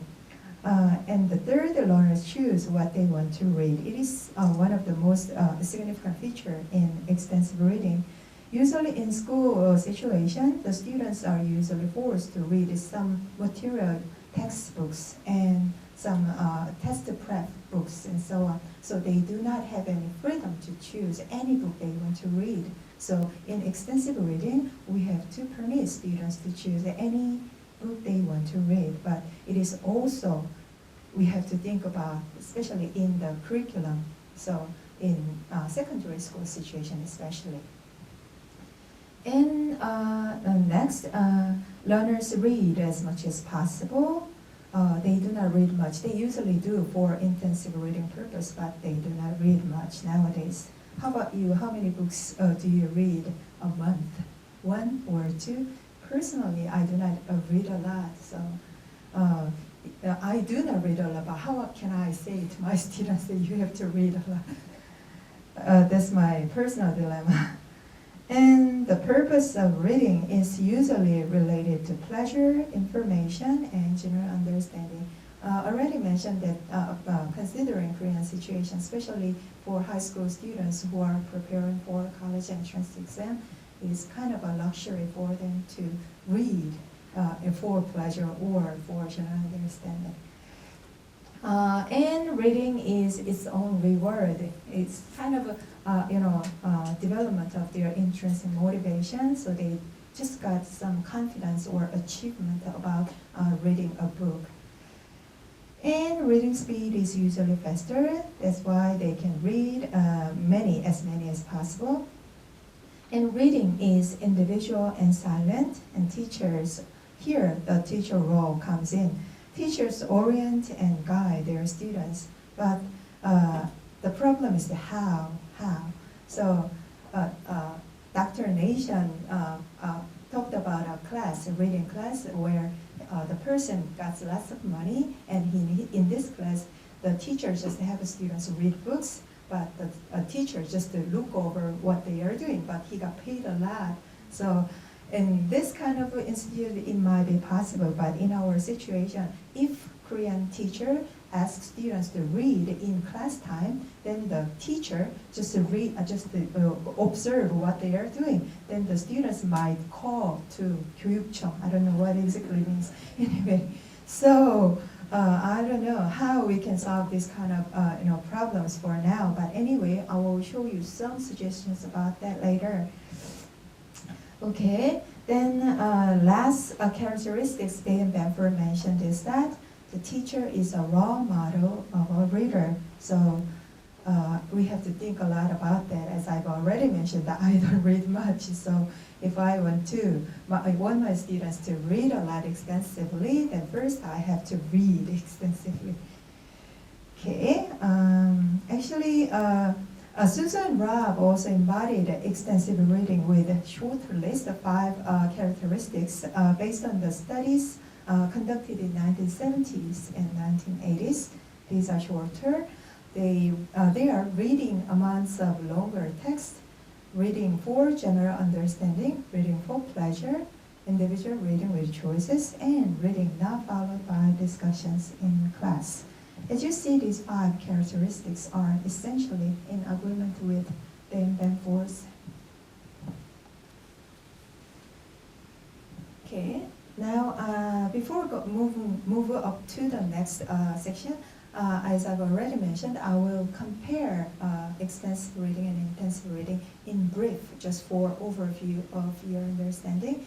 As you see, the objective of intensive reading is thorough understanding of detailed meaning of the text, while that of extensive reading is for students to read books for pleasure and information.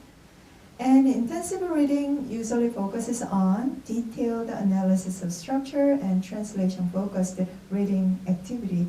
In the previous presentation, translation is one of the ways for students to access to reading, especially in foreign language. I think Korean students might be in the same situation.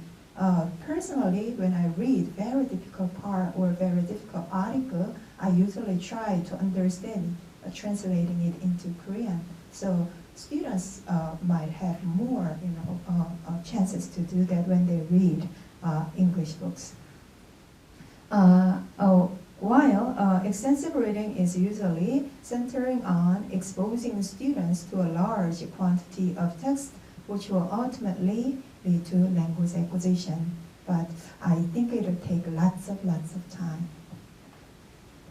And in terms of activities used in reading classes, vocabulary explanation, grammatical analysis, translation, looking up the unknown words in the dictionary can be easily found in intensive reading, whereas in extensive reading, the only activity for students to be asked to be engaged in is to read freely in and out of the classroom. So, and in intensive reading, difficult and uninteresting, mostly uninteresting, some of them are interesting though, difficult and uninteresting texts are used in, as reading materials, while in extensive reading, easy text should be used. As Day and Benford already mentioned, it can be schematized as I-1, so the text should be easy, and they should be within students' language level in terms of vocabulary and grammar. And there are three areas that show the complete opposite between the two ways of extensive reading. In amount of reading, in extensive reading, small amount, and extensive reading, of course, a great amount of reading.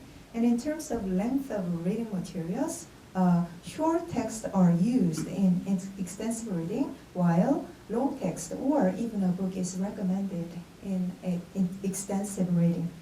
And in intensive reading, learners read slowly while they do fast in extensive reading.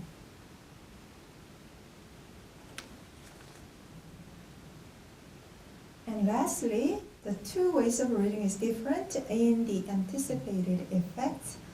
In intensive reading, it is anticipated to increase reading skills and linguistic knowledge, such as vocabulary and grammar. While in extensive reading, learners can be a fluent reader through active participation in the reading activity. Now, I will go to the next section. What kind of benefits we can achieve from extensive reading? I will show you several, the summary of several studies. So, in terms of reading comprehension, actually this is the main focus of extensive reading. Many researchers reported that the participants learn to read and improve reading comprehension skills. You can find so many studies already carried out.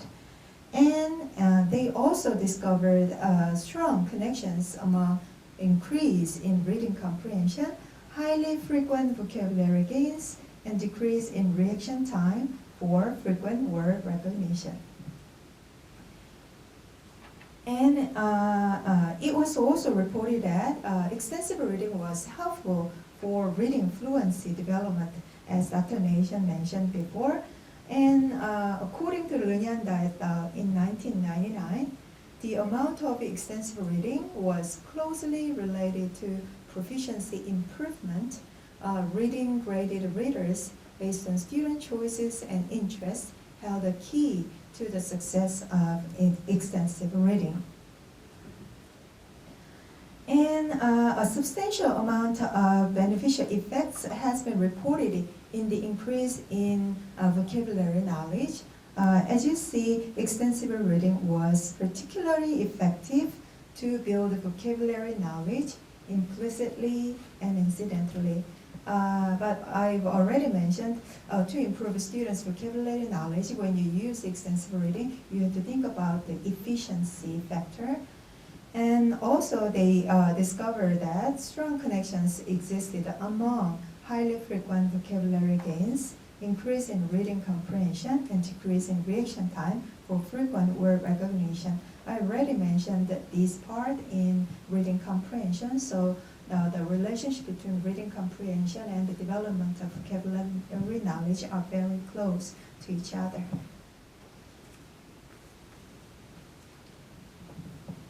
Okay. Another most influential area of extensive reading is affective factors. It was proved that extensive reading fostered positive attitudes toward L2 reading and motivation to study L2. So many studies have already done in this area. And next, according to Ellie in 1991, a positive attitude towards reading and graded books fitting students' reading levels played a crucial role in improving attitude and motivation. So they and Benford suggested that struggling readers can be motivated and their attitudes improve through extensive reading.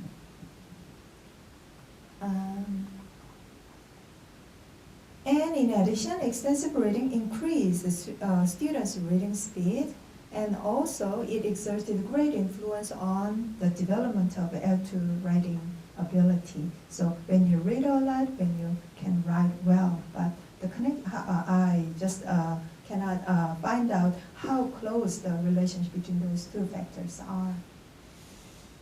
Okay. Now, I'd like to show some summary about previous studies conducted on extensive reading. First, we will go through the studies conducted overseas. These are from Day and Benford in 1988, and recent studies were added. And I will just divide these studies conducted in overseas three parts. So in the early phase, as you see here from 1981, research was carried out targeting various age levels from elementary to adults. You see elementary, college, adult, young adults, colleges. So many students were participated in extensive reading research in 1980s. And these studies usually were done in EFL or ESL context, 3 ESL and 2 EFL. And the studies, especially in EFL context, prove that extensive reading is effective to improve EFL learners' reading ability, as in Ellie and Mangubais and Robinson. So I've already mentioned these, researchers, and you can see some, outcomes of their research. And in 1990s, research was mostly performed with elementary and college level participants. See here, interesting, mostly elementary here, and in 1990s, mostly here college. So the studies usually targeting for two very, extreme, age levels. So I don't know why, but it was done in 1990s.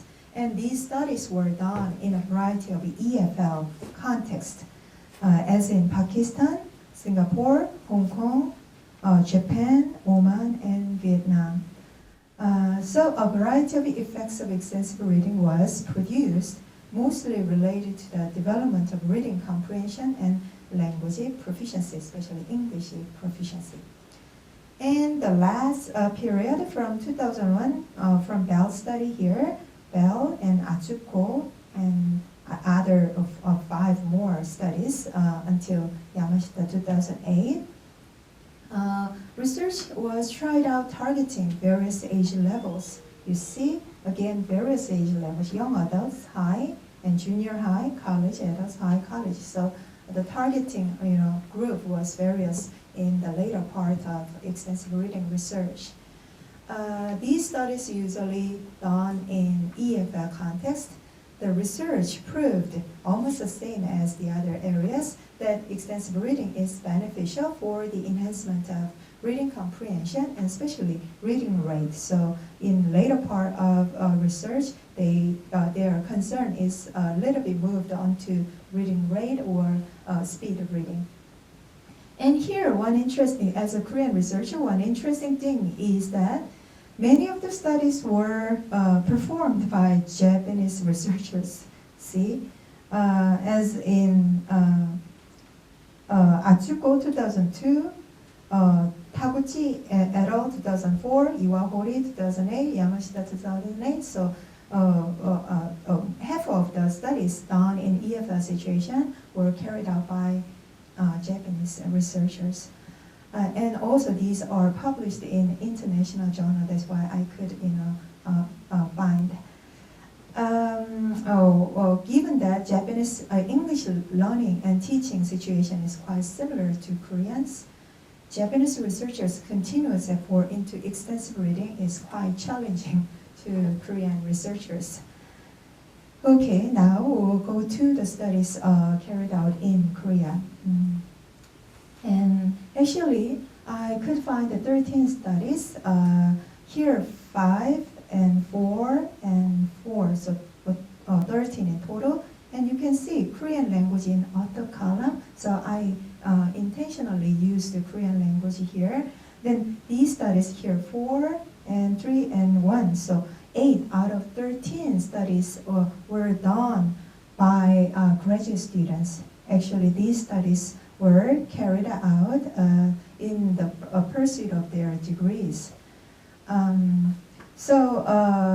It reveals that there has been an ongoing effort to implement extensive reading in English language classroom settings on the one hand, whereas more academic, continuous, and comprehensive studies need to be carried out on the other, including myself and all the researchers who are interested in extensive reading, especially in who can do some research related to this topic. And the results of the studies were mostly identical to those conducted overseas. That is, extensive reading revealed positive effects on the development of reading ability. You can see mostly related to reading ability outcome. Language proficiencies, vocabulary in particular, reading-related issues, affective variables such as motivation and attitude, and one interesting area is social cultural features. So it was kind of very interesting. As you see in Shingyucho 2006, his outcome was a little bit different from other research. I didn't find any research results related to social cultural features through extensive reading. So his studies was very interesting. And one area that is needed to be studied in Korean context is the relationship of extensive reading to the development of English writing ability. So I couldn't find any study carried out so far to study about the relationship between those two factors in EFS, especially in Korean situation. So if you are interested in this area, you have to think about that topic. And another feature of the studies performed in Korea is that the studies were performed mostly with high school students. As you see here, for high and high elementary, maybe high colleges. So can you notice any age group cannot or for which the research was done at all? Middle school students, so no research targeting middle school students couldn't be found. So if you are in middle school teaching situation, then it is a good opportunity for you to contribute to the development of extensive reading. And so more studies are required with various levels of students. And in general area, I just found 13 studies. So the number is very short, and the scope is so limited. So if you go through these recent studies, then you can find further areas which you will be contributed to the development of extensive reading. Okay. Now, I'd like to share some suggestions for further studies. First, let's check how extensive reading can be implemented in EFL reading classes. These from Day and Bamford, they suggested 4 models of using extensive reading in second language reading instruction.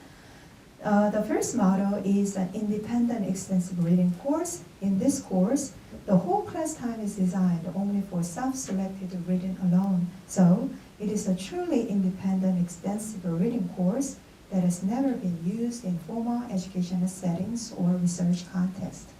So considering Korean educational situations such as curriculum, class management, or college entrance exam, I don't think this model looks applicable to Korean situation. Next model is part of the reading course is allotted for extensive reading with credit. In this course, a certain amount of reading class time is allotted for extensive reading, and the criteria can be set to give credit. Most of the research on extensive reading were carried out usually with this design. But practically, it will be very hard to tell the effects of extensive reading itself on the development of a student's reading comprehension ability from those of other factors. So if possible, it is much better for us to employ the first model to see clearly the effects of extensive reading on the students. But it is very difficult to have that kind of program in the formal school situation. That's why mostly use the second model. And the third model is that part of the reading course is allotted for extensive reading as in the second model, but here without credit.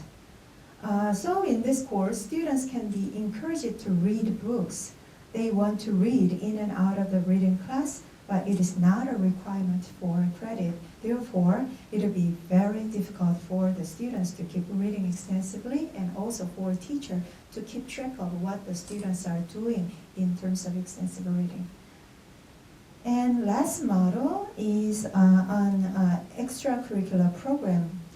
Considering that extensive reading is primarily an out-of-class activity, it is not included in the required English reading course in the curriculum. This is different with other three the models in this respect. So the 3 models already mentioned is usually related to the regular reading class situation, but here we can supply students with some extracurricular activity in terms of extensive reading. In this program, participation in this participation in this program depends largely on the participants' interests. So it is kind of a drawback of this program. And the program can be implemented in several forms, such as English camp, a special reading program, reading clinic, etc. So you can put any name you want, but still in this program have students read a lot, and you can use some other related activities. Okay, then I think several, in Korea there are several institutions which adopt this model to have students read extensively. But I do not know exactly how we can imply this program in regular classroom situation, even in college classrooms. Okay, now if you want to implement that kind of programs in our EFL situation, especially the second would be easy, and the last one, the fourth model, would be applicable to Korean situation. I just show 4 suggestions. First one, a valid and reliable evaluation system should be developed. According to Waring, the assessment issue in extensive reading needs to be considered seriously, since how to monitor and assess students' reading is one of the most crucial factors to success of the extensive reading program. I personally strongly agree with this idea. If we want to implement extensive reading in our reading instruction classes, then we have to first think about how we can assess the students' development of reading ability. So we cannot have students just fill out the blank or just choose one of the 4 options in multiple choice questions. So how we can assess the students in their reading development, that is the most crucial factors we have to think about when we want to implement extensive reading. And he also suggested 3 ways to assess extensive reading, such as short book reports, ready-made tests in each reader. This can be usually provided by commercial, book series, publishers, and measuring reading speed. So these 3 areas is not quite much related to the current, a way of assessing students, especially in intensive reading classes. So we have to think a lot about how to assess. And of course, he suggested these 3 kinds of, assessing method, but still implementing these 3 in the real classroom situation still bring about other problems which we didn't think about it yet. And according to Mason and Krashen, extensive reading can be adopted flexibly, but I just want to ask them how flexibly in school curriculum, and it is better than the traditional ways of reading in terms of measurement of reading comprehension. Theoretically, right, but in practical sense, very many questions arise. Okay, next. Useful classroom activities need to be developed. I've already mentioned that if you want to implement extensive reading in your reading class, then the only activity you just have students to be engaged in is for them to just read for 30 minutes. And have you finished? Okay, just write down book report and that's all for today. Then they might, cry out and they might, run out of the classroom. So, what kind of activities we can provide with the extensive reading itself, that is another, very important issue we have to think about. According to Mason and Krashen, small talk and summary writing in the learner's native or target language can be used in the extensive reading class. Here, Krashen also said that we can use students' mother tongue, native language, have students to encourage students to read a lot and to check how much they can understand. So I don't know how we can compare. How we can incorporate this kind of judicious use of students' mother tongue in English classes. Nowadays, communicative competence or communication boost activities are very popular. So in that case, when we use Korean language in English classes, even if it is extensive reading course, so the washback would be very harmful in one sense. So you have to be very judicious. We have to be very judicious when we have to use students' mother tongue in English classes. And Horst suggested some activity which can help boost the students' motivation to read extensively, such as book discussion.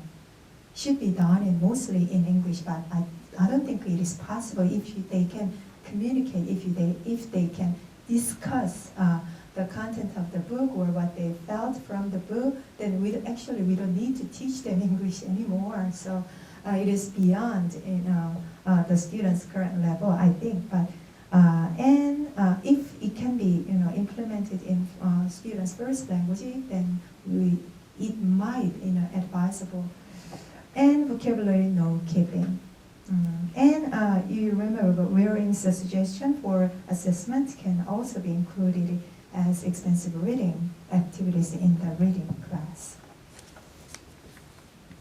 Third, students need to have a full understanding of their role in extensive reading. because their role in extensive reading differs significantly from that in the intensive reading class. I mentioned repeatedly. So the teacher has to play some roles in extensive reading. For example, as a reading model, the teacher reads herself a book while students read. So she shows herself how to read and have students read according to her model. And as a guide, she shares the pleasure of reading with her students. So she first read, and sometimes she can recommend a book she was very interested, which was very interesting to her. Then they can share their experiences of reading with each other, which can help students to read more.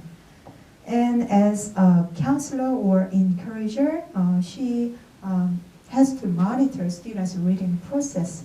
But here, the teacher has to develop some activities or some assessment tools to assess or monitor how students are doing in their extensive reading.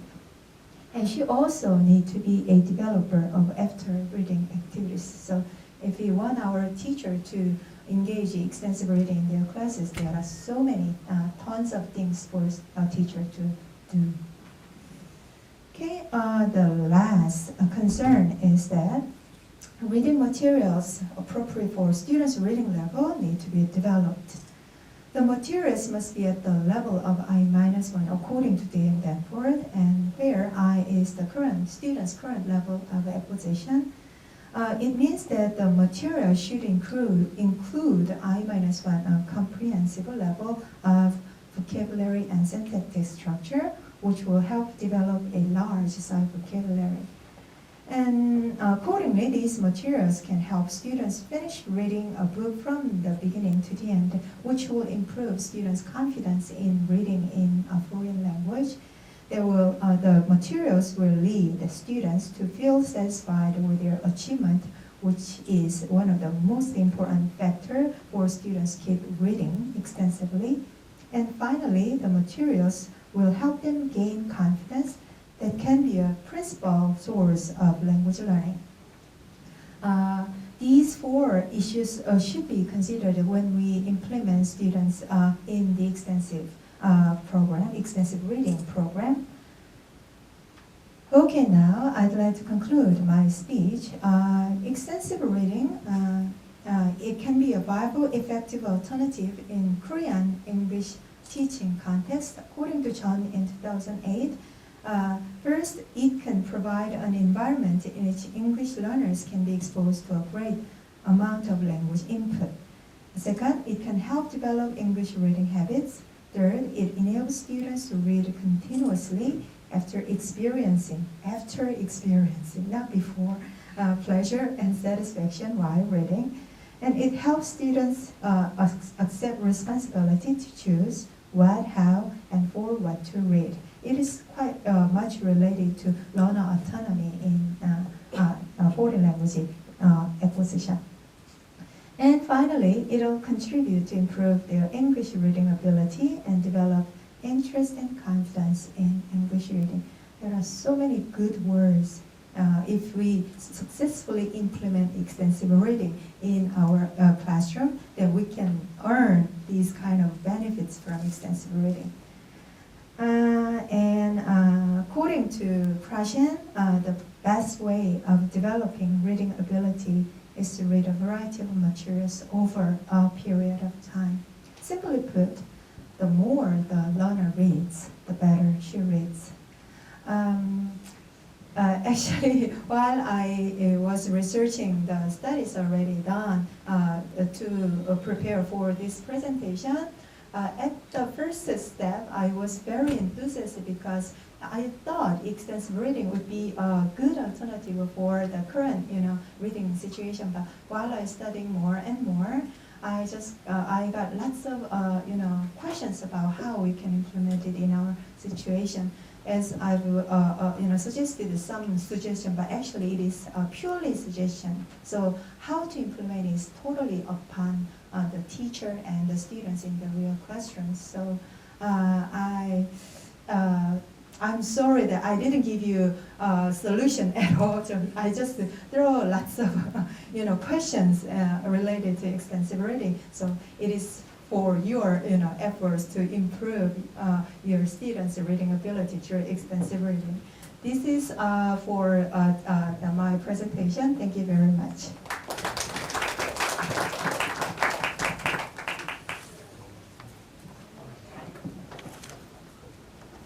Any questions, comments?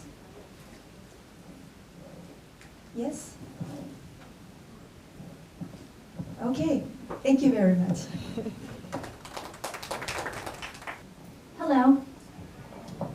My name is Anne Flanagan, and I am from Kyoto, Japan. And I teach at Ritsumeikan Junior and Senior High School. Just a little bit about our school. We're an escalator school. So that means you have 3 points of entrance into our school. One is primary school, one is junior high, and one is senior high. Almost all our students go into the Ritsumeikan University. About 5% go to other national universities. So that's a little bit about my school and where I work. I have been doing ER since 2007. And currently it is from 7th grade all the way to 10th grade. But also our primary school is starting it from 1st grade. All right, and those students matriculate into our school. So our current students from the primary school are in the 10th grade, and they started in junior high, or they started primary school when they were third grade. So they've been reading since 3rd grade, okay? I just want to do, does everybody have a handout? Yeah, okay. We're just going to do a little bit of a brainstorming. This is a brief overview. We're going to do a brainstorm activities, and I'll give you some more background about our school and about the problems, solutions, and our future program. What I would like you to do with a person next to you, what would your ideal ER classroom look like? If you had a magic crystal ball, and you could do anything you want to do, what would you do? Talk to the person next to you. Yeah. What would your ideal ER classroom look like? And if you've never done ER, you've been at this conference today, you've heard a lot of things, what would you like to do? Hi, talk to the person next to you.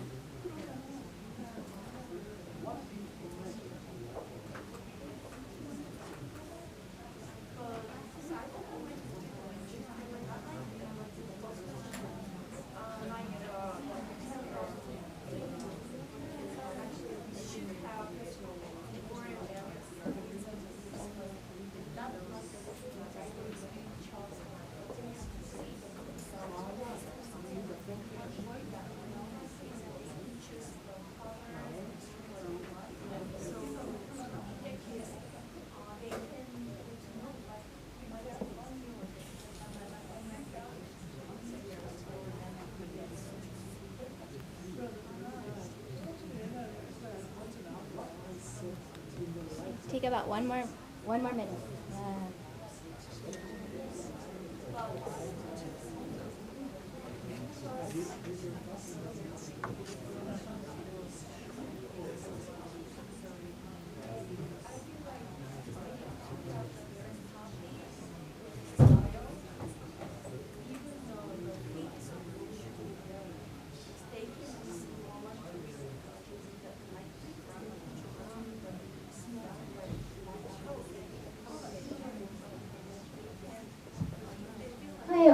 Okay, stop. What are some of your ideas? What would your ideal classroom look like? Just shoot them out.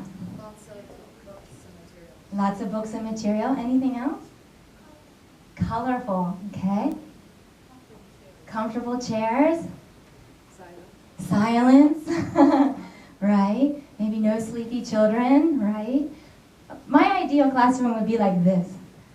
All right, comfy chairs, bean bags, lots of material, and just very comfortable, all right? But as you know, our situation isn't like this, all right? So, hold on to those ideas. Okay. So, how many are you doing ER? Okay. What kind of pitfalls have you had or are having in your current program? And if you are not doing ER, what kind of pitfalls do you think could happen? I think before I start to tell you all my stuff, it's good to reflect on what you're experiencing, because maybe we can help each other solve some of the problems we are having, okay? Because more minds are better than just one, right? So talk to someone next to you. What pitfalls are you having or have been having? If you don't have an ER program, think about what kind of problems you could have. And I'll give you about 2 minutes. Hi, ready, go.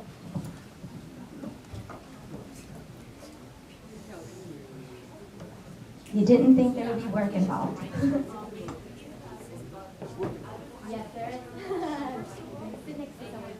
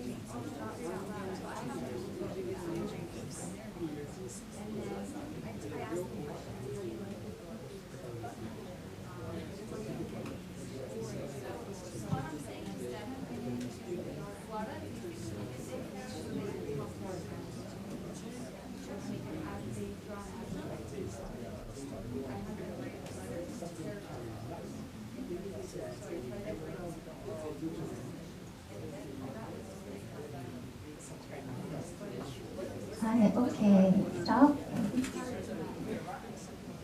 So what kind of problems are we having in our ER classrooms, or what kind of problems do we anticipate having? Anyone? Please? Misunderstanding between students or administration? Wow, material, okay. Unmotivated students might sleep. Yes, yes. Yes. Anything else? Students fall asleep? Yeah, students fall asleep, yes. Really sticking to an ER program as a teacher, that can be really difficult. Yes, yes, it can be. And it's hard to persuade or to convince other teachers that this is great, all right? Because not everybody wants to hop on the wagon with you, all right? And I'm with you, all right? Any other? Yeah? It's really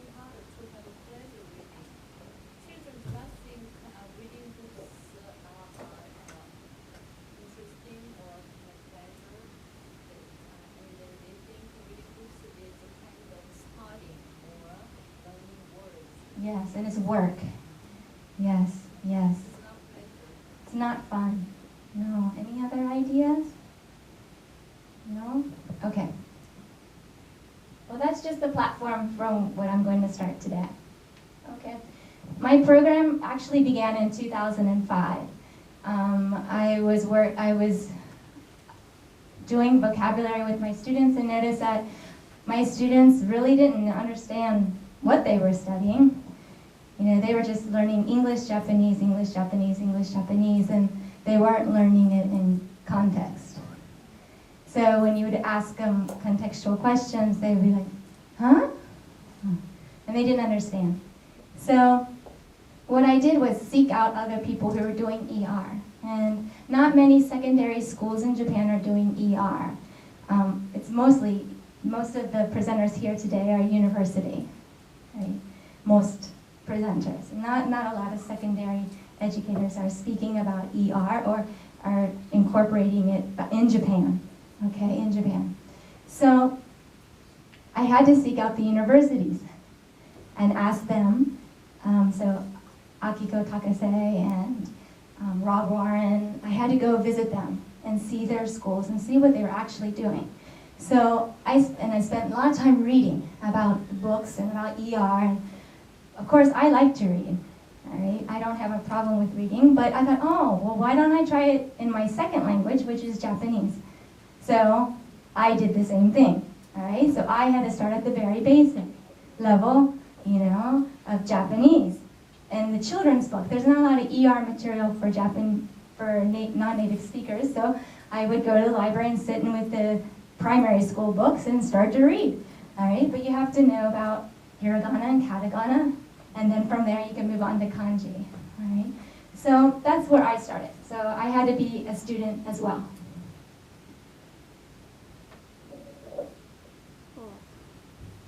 So I had a year and a half of studying and trying to, how do I convince the administration that this is a good idea, all right? Because my administration and the English department, they're quite, I don't know if that's a good idea, all right? So in April 2007, I started on my quest. And I wrote a proposal, and I brought in Akiko Takase. She came in December, and she spoke to the faculty and English faculty, and I thought, oh, this could be the chance. So I jumped on the bandwagon, and I wrote a proposal.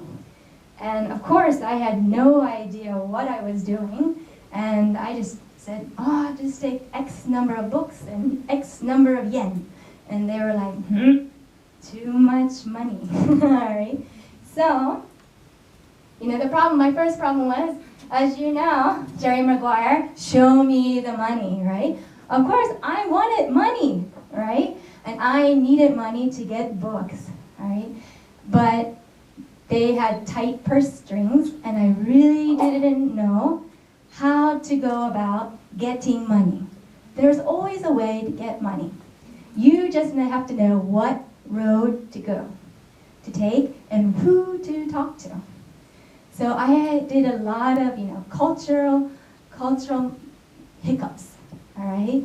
And of course, my American personality, oh, come on, right? But Japanese personality and their cultures, that's different. So I had to learn the cultural code, right? So I had to go through many, many hurdles. And I finally found the way, all right? So in Japan, well, at least in my school, I have to make a proposal to the English department as well as to the library, and then they decide, all right, how much I get. So they only gave me, you know, not a lot of money, so I could only get maybe like 100 books, all right? And that's not really a lot in the beginning. So I asked publishers to send me sample copies. And I asked, you know, please sample this, sample everything. And I didn't care, so anything's good. So that was my first problem. And money still is a problem. I still have to write proposals. I still don't always get what I want, all right? But anything is okay. In fact, if you ask at the end of the year, there's always some money left over that someone didn't use. So if you go at the end of the year, like November, December, excuse me, is there any money left? Yes. Oh, can I use it? And then sometimes that works, all right? So if you don't get in much in the beginning, you might get some at the end, all right? Don't give up. All right, so as you know, secondary education, we have to assess. Can't get past it.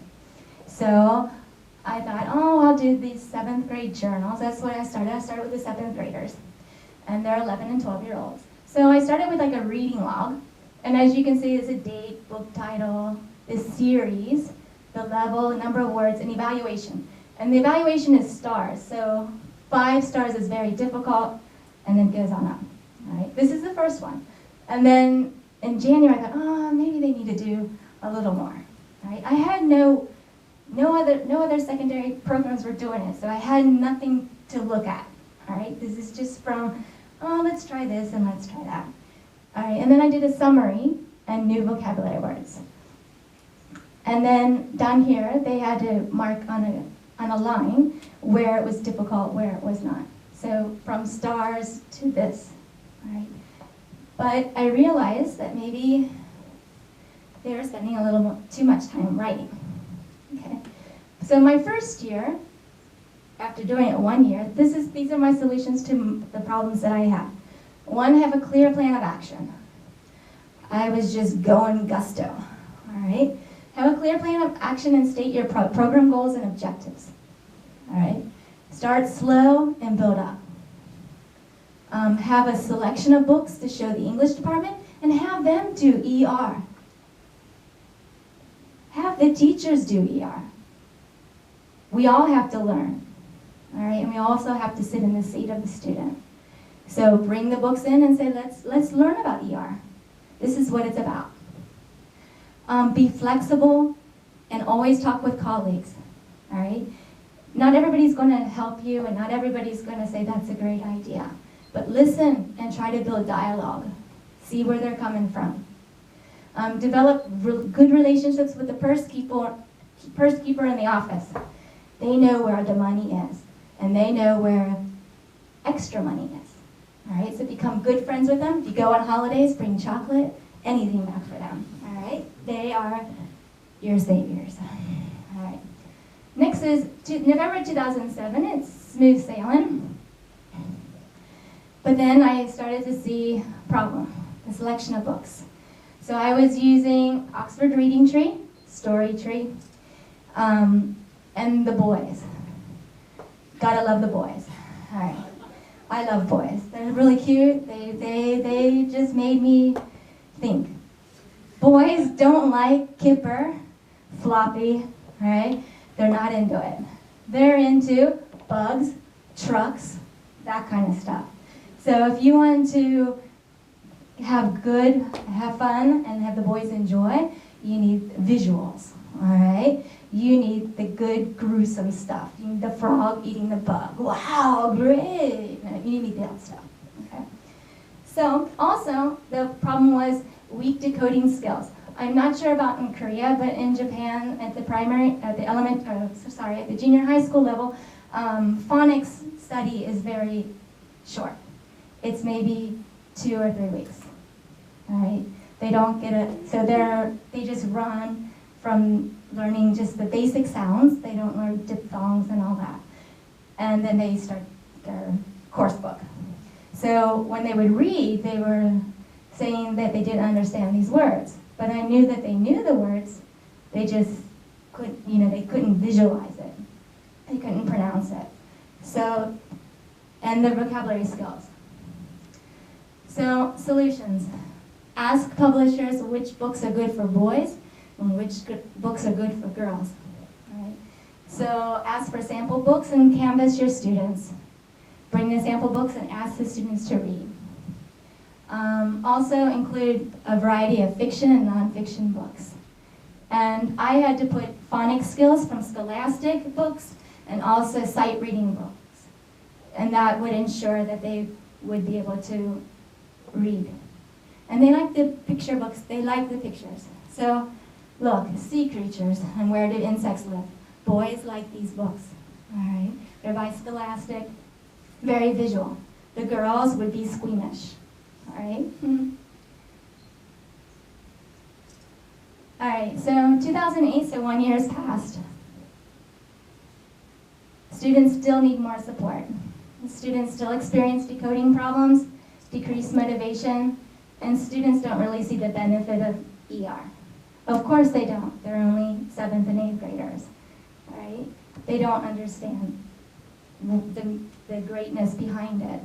So this is what I did. I also needed to supplement my English ER program because I didn't have enough books. So what I did, there's an online reading program out of the United States. It's called RAS Kids. It is an online program. It's geared for ESL learners from grades, primary school into 6th grade. What it does is, starts with AA to Z. AA is the lowest level, Z is the highest level. It's changed quite a bit. You can assign, there's over like 400 books that are available, and students can listen, read, and take quizzes. So they can take comprehension quizzes. Now, one of the downfalls to this program is, and things have changed, is that sometimes the kids think they're smart. Bum, bum, bum, bum, bum, bum, bum, bum, bum, read. Quiz time. 10 times, right? But they don't know that I have a gift. And the gift is able to see everything they do. So what I do is that problem occurs, I can flip up X student and go, oh, Masahiro, wow. You read once, but you took the quiz 10 times. That's strange, right? They know that I know that they didn't read the book, right? They just flipped through. And that is the downside to this program. So you have to, I have a quota. You can read the book twice, listen twice, and you can answer the quizzes twice, all right? But here, underneath this, they would get a check mark of when they completed a purple or a green. Purple means it's below a certain percentage, and green means it's above. So it's 80% or above, it's green, and below 80 is purple, okay? Now, this has changed now. You can't take a quiz unless you read the book. Before, when I started it, you didn't have to read, just take the quiz, all right? But now they've changed it, all right? But this program is good because it's a supplement, all right? It's very good for that, and it has a different variety of books, right? Now it's cheap. I have 600 students participating using this program. They only have to pay 200 yen for a year, which is equivalent to about $2. All right, so for me, it's economical, all right? It's not the best thing, but for me, I can encourage my students to read during the summer, during the winter, and during spring vacation when they're not in school. All right, so for me, it's good. I also decided to put listening into it. So we recorded the books by our own voices. We read the books. I bought 80 CD players, all right, and I recorded. So now I implemented some three steps to this program. The students had to listen, read, and shadow. That way they can learn how to pronounce the word because they don't have a strong phonics program, and that would encourage that. So they had to read, listen, and then shadow. I also revised the program, the book reports. At this time, in 2008, we had 7th grade students and 8th grade students participating. All right, and I changed the reading log to incorporate the summary. What they had to do was write 3 sentences in English, okay, before they could do it in Japanese. This time they had to do it in English. All right, and then the 8th grade book review, I changed it a bit, and they had to write 3 sentences about the book, and then talk about character, and what they liked and what they didn't like. Okay, so my journal changed a bit.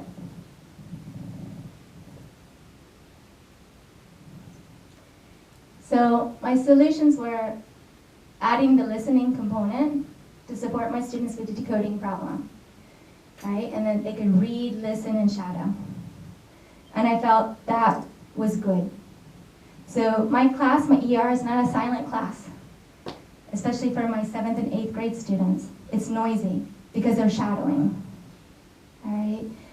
My 9th and 10th grade student classes, they're quiet because they're just reading. But I felt that my students needed support in being able to decode the words, being able to say the word, and be able to recognize the word. So that's why I implemented it, all right? Not every student is alike, but in my program, that's what I felt needed to be done for my students. And then they did the online program for self-study, okay, for the vacations of summer, winter, and spring. So I thought, problem-free, right? Hakuna Matata. I don't think so, all right? The other problem was my book management system. So what I did was I just threw a lot of books in the basket and just bring them in, right? And the kids chose the books. Well, with junior high school students, that's not always a good thing. Maybe for university it's a good thing, but for junior high it's not good. So I was frustrated. Books were getting lost. Books were kind of being battered and torn. So in the library, you don't want to make the librarian upset with you, all right? That's not a good solution. So what I did was book bags and stickers. Junior high school students love stickers. If you don't know that, please, when you go home or anything, buy stickers. So what I do is book bags, and I put 3 to 5 books in a book bag, and then I get a log sheet, and it was just a name, their student number, and how many books they read. And then for the more difficult books, I did stickers on the more difficult one. Now, when students read, listened, and shadowed, I gave them points. So in my school, to build morale and motivate students, I have points. So each student has an envelope, and when they shadow, I'm like, walk around and give points. So I have a huge bag of points. And I love stickers, so I hope to buy some here in Korea. They'll be excited. All right. Now, this is my first book cart. It's plastic. It didn't last very long. All right.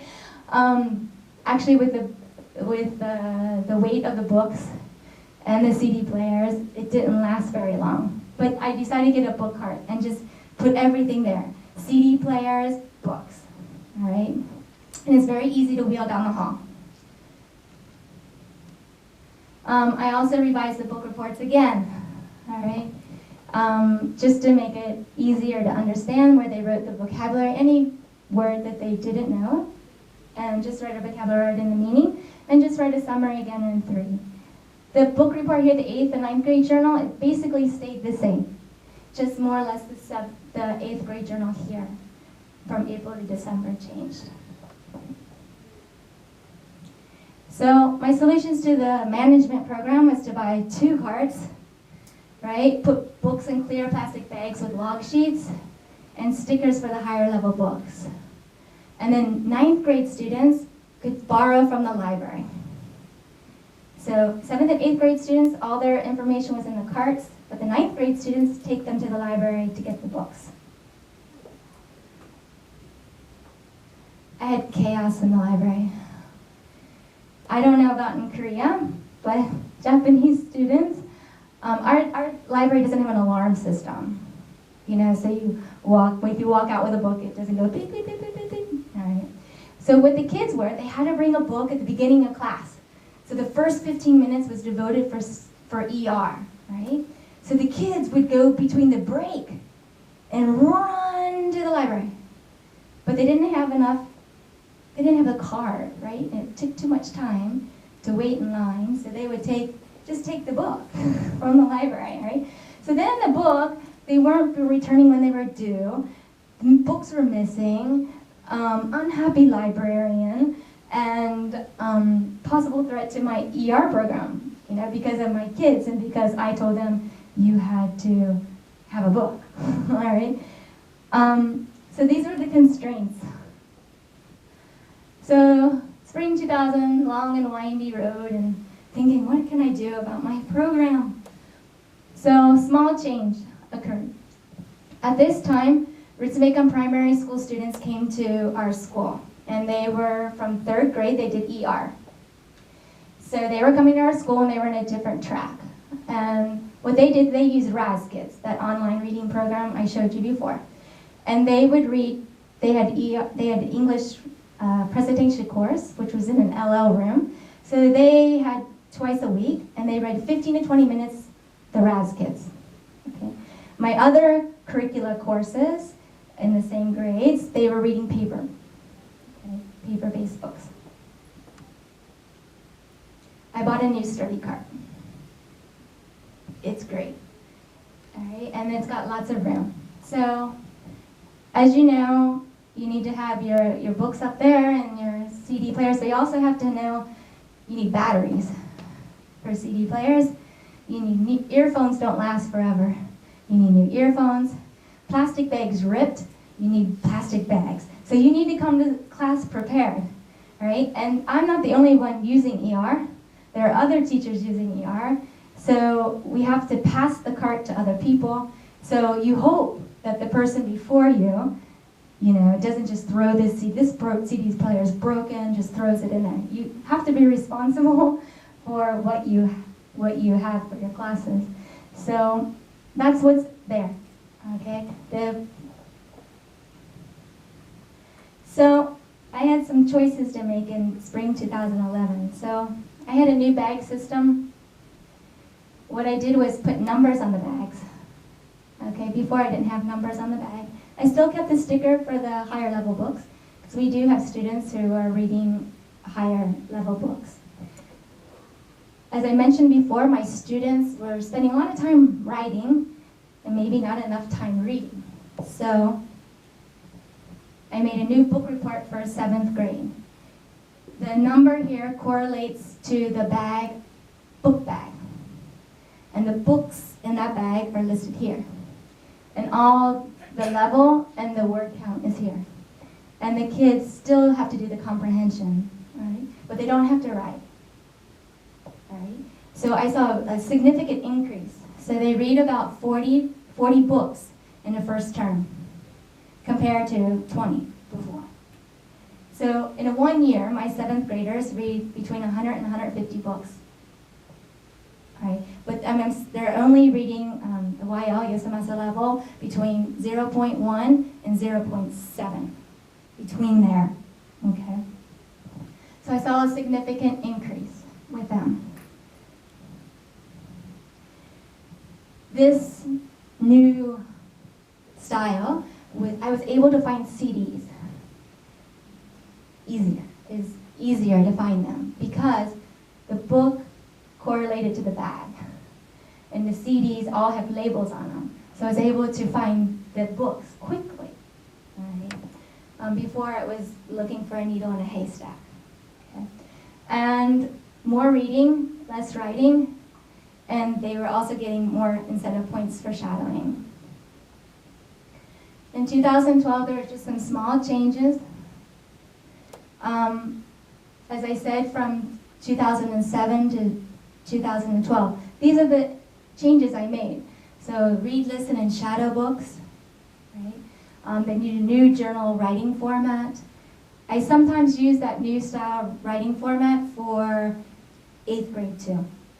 Okay. I also do, they do speaking activities with them. Maybe they just do show and tell. Right, very simply. And then 9th grade students do journal writing mixed with speaking activities. And 7th and 8th do the RASKids. As I mentioned, 9th grade, they use RASKids from September to November as homework. They don't read paper-based because they are going to Australia in November and we don't have enough time. Okay. 7th and 8th grade students from the primary school use RASKids as a part of their curriculum. And 9th grade students have word targets of 5,000 or more words during midterm and term end. So they have to read about 25,000 words a year, all right?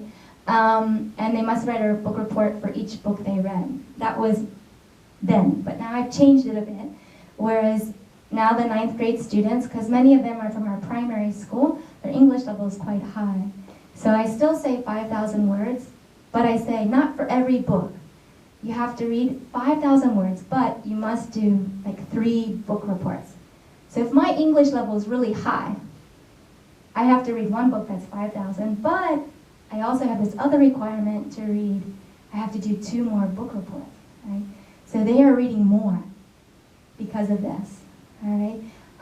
The book report is, they have to write like what book they read, genre, and then they write vocabulary words. Any vocabulary words they come across that they think is interesting.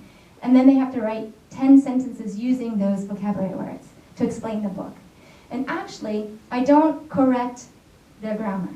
I just ask them questions like, oh, that sounds good. Oh, I really enjoyed that book too. Or motivating questions, all right? Motivating statements, all right? Because if I was a junior high school student and I got all this red, right, it would demotivate me. Why am I doing this, all right?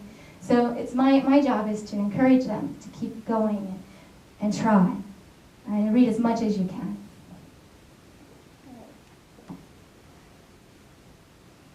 So this year, I started in high school, and I'm very happy that I've gone up to high school.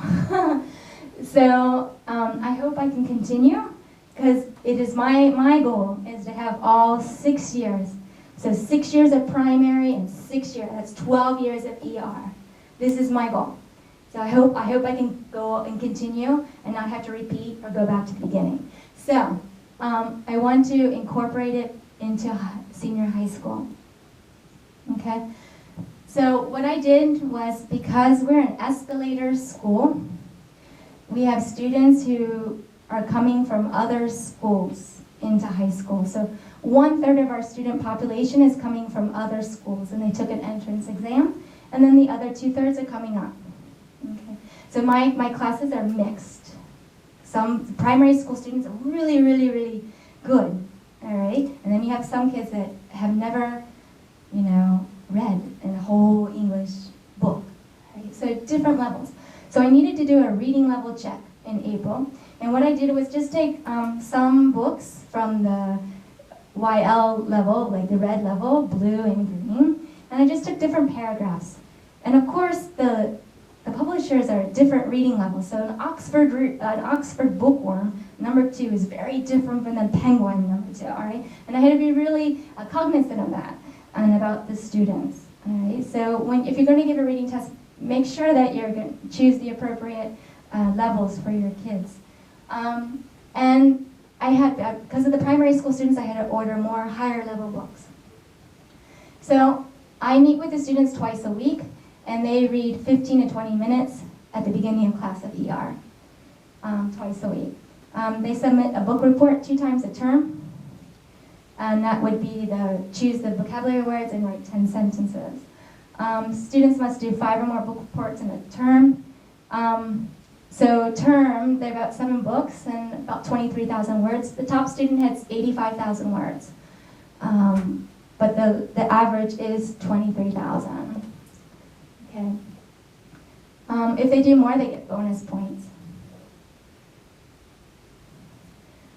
This is the 9th and 10th grade book report. As you can see, it's the key words and the sentences that I liked. And this is where it's the same front cover where they write the book. And what I do is I let them keep the title page, that page. But this stuff I keep, because this circulates. All right, kids are smart. This circulates and goes between club and, oh, this is great, I'll write this and copy. All right, so if you're going to do this, when you collect the reports, you give it all back with your comments, read a little bit, but you collect the inside. They can keep the outside, but you keep the inside. Because kids are kids. I'm not saying that they're going to do it, but we as teachers, I'm a skeptical teacher, all right? I collect the insides, all right? So my hopes and dreams, right, are to incorporate this all the way from 7th grade to senior high school, all the way up to 12th grade. I also need to have different kinds of assessments. I know there's a lot of things about Moodle Reader and things like that, and that's good. And I know it saves time for teachers. I personally like journals because I can really know what my kids are thinking. But I have a lot of students. I have over 400 students. That's a lot of book reports. Right? And to really be fair to my kids, you know, I read their book reports, but it takes time, right? So I want to find other ways to assess, all right, assess my kids. Also, redo the layout of the books in the library. I don't know if I have a picture of it. I don't mean to get y'all sick, right? This is what part of it looks like. On the other side is the same thing. But I kind of want to have the kids have a say in how their books are set up. Right now they're by publishers, right? But maybe the kids, there's an easier way. The kids like to assess the books, right? Maybe they want to have, you know, by genre, right? Maybe they want to have it by YL, all right? I need to ask my students because our campus is moving next year, and this is a good time for me to do it. Because I think if you look at this, is this appealing to you? No. When I was thinking like, yeah, it's really not appealing, you know? I was like, when you go to like a primary school, there's all these colors and things, and it's really inviting. To me, I mean, if you can look on the right-hand side, there are just some tags sticking out, and that's like a number. But wouldn't it be more inviting if there was color or something the students created so they can have more ownership of this library? Right? This is sort of like my collection. You know, I know where everything is, but they don't, maybe. So my dream is what I'm working on now is devising a plan on how I can have my students have more say in their library and what is more appealing to them. Sorry. The other thing is to reassess the current ER program. When I started this program, I did the Paul Nation's vocabulary test with the kids. And I noticed there was a huge, they didn't know a lot of the 1,000 words, and they didn't know a lot of the academic words. I mean, it was not well. And I haven't assessed since I started. And I think I need to assess to find out, has ER helped? Has it really helped my kids? Because right now it's from 7th through 10th. The 11th and 12th graders, they've done ER when they were junior high, but they haven't done ER since.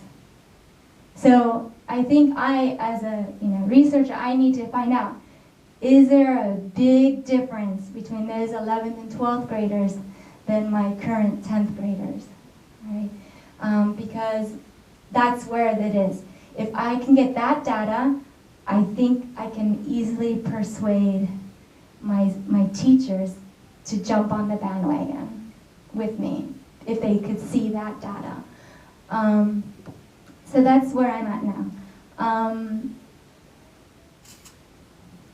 So for me, these are some of my kids.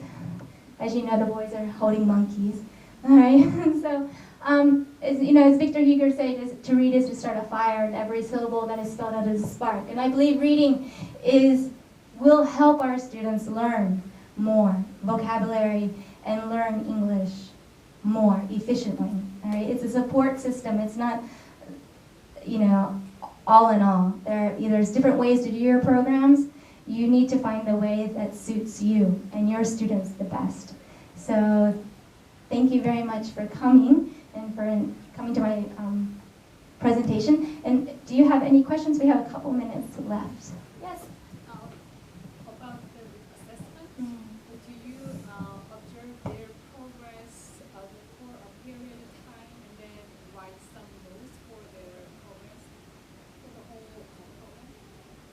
So like after each, so for each term, I will write comments on their books, like perhaps if maybe the book's too difficult. So I notice on the charts when they have the stars. So I changed it from, before I had 5 being difficult, I changed that to being the positive and 1 being the negative. So when I start to see the kids, like have a lot of 1s or 2s, so when they're reading books, I'm walking around, looking at what they're doing, because in junior high, kids are fidgety, kids are sleepy, kids, lots of problems. So I walk around. So if kids are reading books that are maybe too difficult and they have a lot of 1 stars, I'll have a 1-to-1 with them and ask them why, or is the book too difficult, or tell me about this book. So I'll do a 1-on-1. So I guess I would say I assess every day, just when I do ER, is walking around and looking at their books and what they're reading. Yeah. Any other questions? Yes?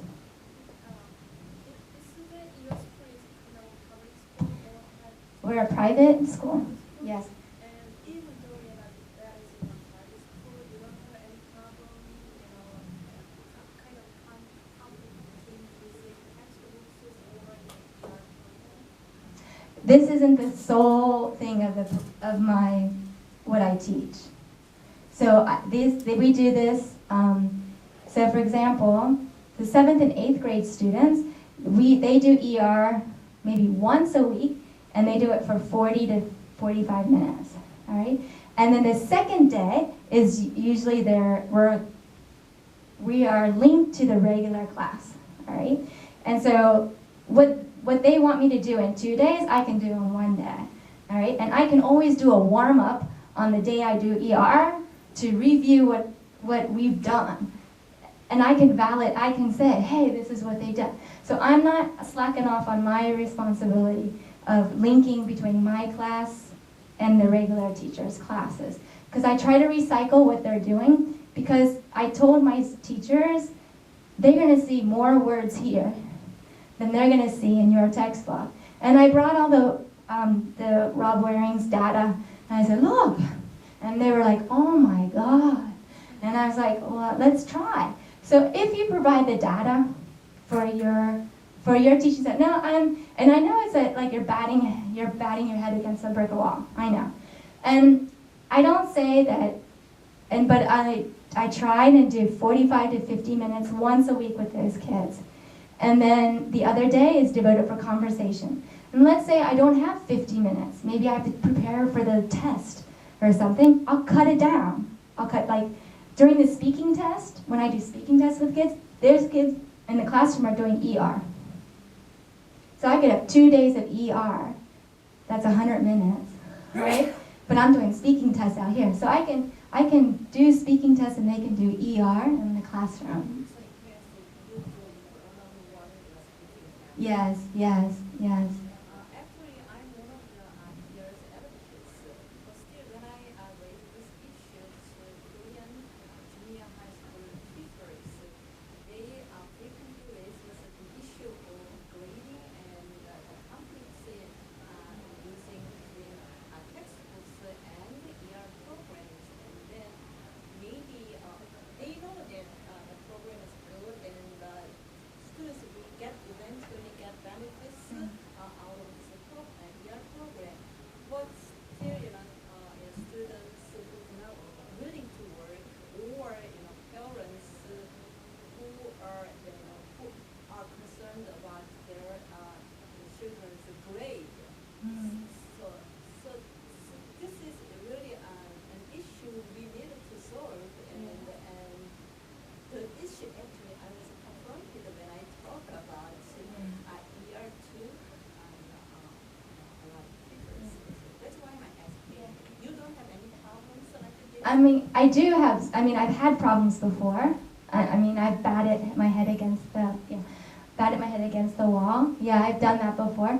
But I'm like, for me, I start off small, and if you can start with like a pilot and do it that way after school or something like that, and do like a pre-test or a post-test or something to measure, and then bring that data you know, and try to do it small, or 5 or 10 minutes at the beginning of class. You don't have to do it the whole period, just a little bit.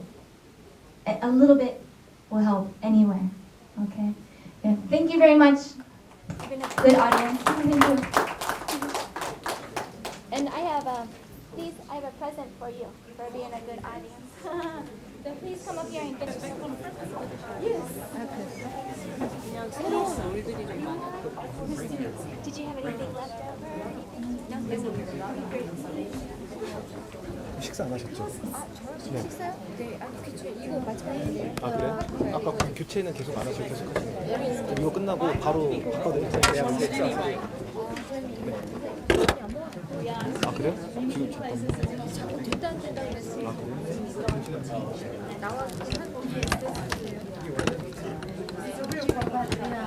이정수 선생님. 이정수 선생님.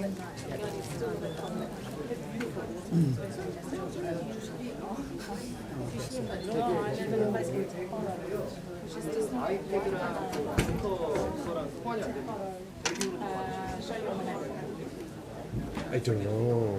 Well, okay. So let's see here. If we get someone to assist you. Is that working? Give us 2 minutes. I will Okay. technical support. Okay. Okay. Thank you. Power's on. No, she was running it through this thing here too. PowerPoint is on. Is there? Let me see if Well, there's sometimes on a Mac, there's an issue about what it shows. I mean, but it's not showing anything, so it means we're not making any progress.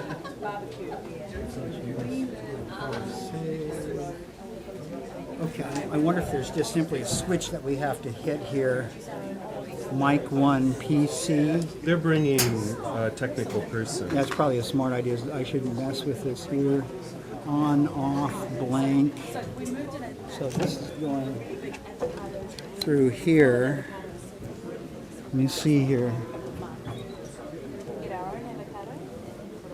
What about, well, why did it work for her and not for, well, maybe she didn't have an Apple PC. Okay, on, off. Let me see here. What's this thing?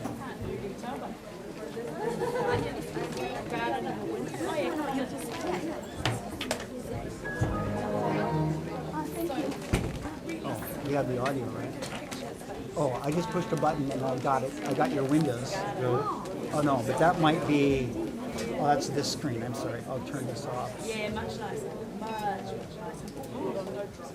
Is that yours? No, it's not. No. That's probably some Windows issue. Yeah, it is. Oh, there it is. It's up. What happened? Okay. I just hit the power off on this thing here. Okay, it's actually working. Okay. Okay, you got it. I think it's okay. Yeah. Thank you. Okay, so I think we're ready. Okay, So so when you use this, this will go over, this will go backwards. Okay. So you can be wherever you want to be. Okay, fantastic. Okay, got a good crowd. I have to tell you the All Blacks are playing. The old ones. So, Okay, oh, that's okay. Totally understand. So we'll have next section, actually the last section of today. And today, now, Dr. David Fegler from Temple University in Japan, and Dr. Ellen Hunt from Kansai University in Japan will present the effects of pleasure reading on reading fluency development. Enjoy the presentation. Thank you. Okay, what we're going to talk about today, I'm sorry, what? Can you hear me? Okay. Helen? Oh, there's always one in every room. What we're going to talk about today, one of the papers is already published. It's available in language learning. We're working on 2 others, and so what you're getting today is really a mix of all 3. First, what I'd like to do is preach to the choir a little bit Since you're here at an extensive reading conference, I'm sure you believe in reading, but I would just like to say I think maybe for some of our colleagues who are a bit less convinced, if you look at modern societies and you look at who's doing well and who's not doing well in modern societies, basically a big dividing line is literacy skills. You have to be able to read, you have to be able to read well, you have to be able to write, and write well in many instances if you're going to become a professional. And so I think that's kind of the background of what we're talking about this weekend, trying to help people acquire these all-important literacy skills. Maybe more in our world, for students who are going into an academic context, particularly a university, tertiary level education, they have to be able to read very large amounts of materials. In many cases, of course, the level is very high, technical. And again, I think it's kind of the background of where we're trying to lead people to. You guys do realize we don't want people hanging out in these simplified books. We want this to be just a temporary stage that gets them into the real thing. The real thing is absolutely the goal.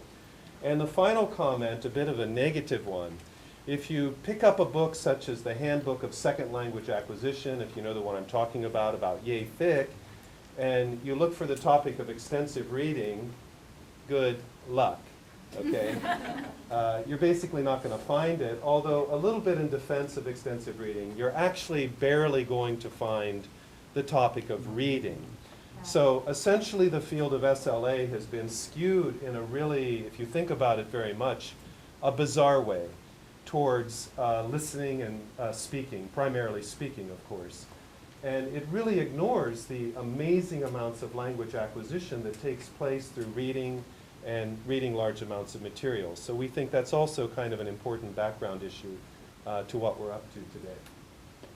We use the term pleasure reading because the students that we were working with were allowed to read authentic texts, and many of them chose to do so. So the majority of the reading was the simplified graded readers, but not all of it. So anyway, that's why we're not calling this extensive reading. Fluency, very, very complex kind of construct, which we know almost nothing about in our field. Probably at this conference, Keiko Koda, I don't know if you're able to see her, she probably knows more about this than all of us, or almost all of us. So what we're looking at, if we think about how do people, probably everybody in this room, were able to read our native language very, very rapidly, say 300 words a minute or better, and were able to comprehend very, very well. This is essentially a miracle if you start to break it down into its component parts. So the first component part would be sublexical processes, meaning before we even get to a word, we have to deal with letters, we have to deal with shapes, we have to deal with combinations of letters and shapes. Coming to Korea, I can very much appreciate this. I'm seeing lots of written Korean, and I can't do a thing with it because I don't know how to interpret those shapes, I don't know how to interpret those letters. So as a reader, I'm completely stymied, completely blocked at the sublexical level. I can't even get to the level of a word. And that would be the next level. So we need this so-called sight vocabulary, where when you look at a word, there is no pause, no hesitation. Basically, within a few hundredths of a second, you know what you're looking at. And that's going to be part of fluency also. Once we get past single word reading, we have to get into accessing semantic meaning. Presumably, you're going to read more than one word at a time, which means you've now entered the world of multi-word units or syntax, right? So you're going to have to be able to parse the syntax very, very quickly.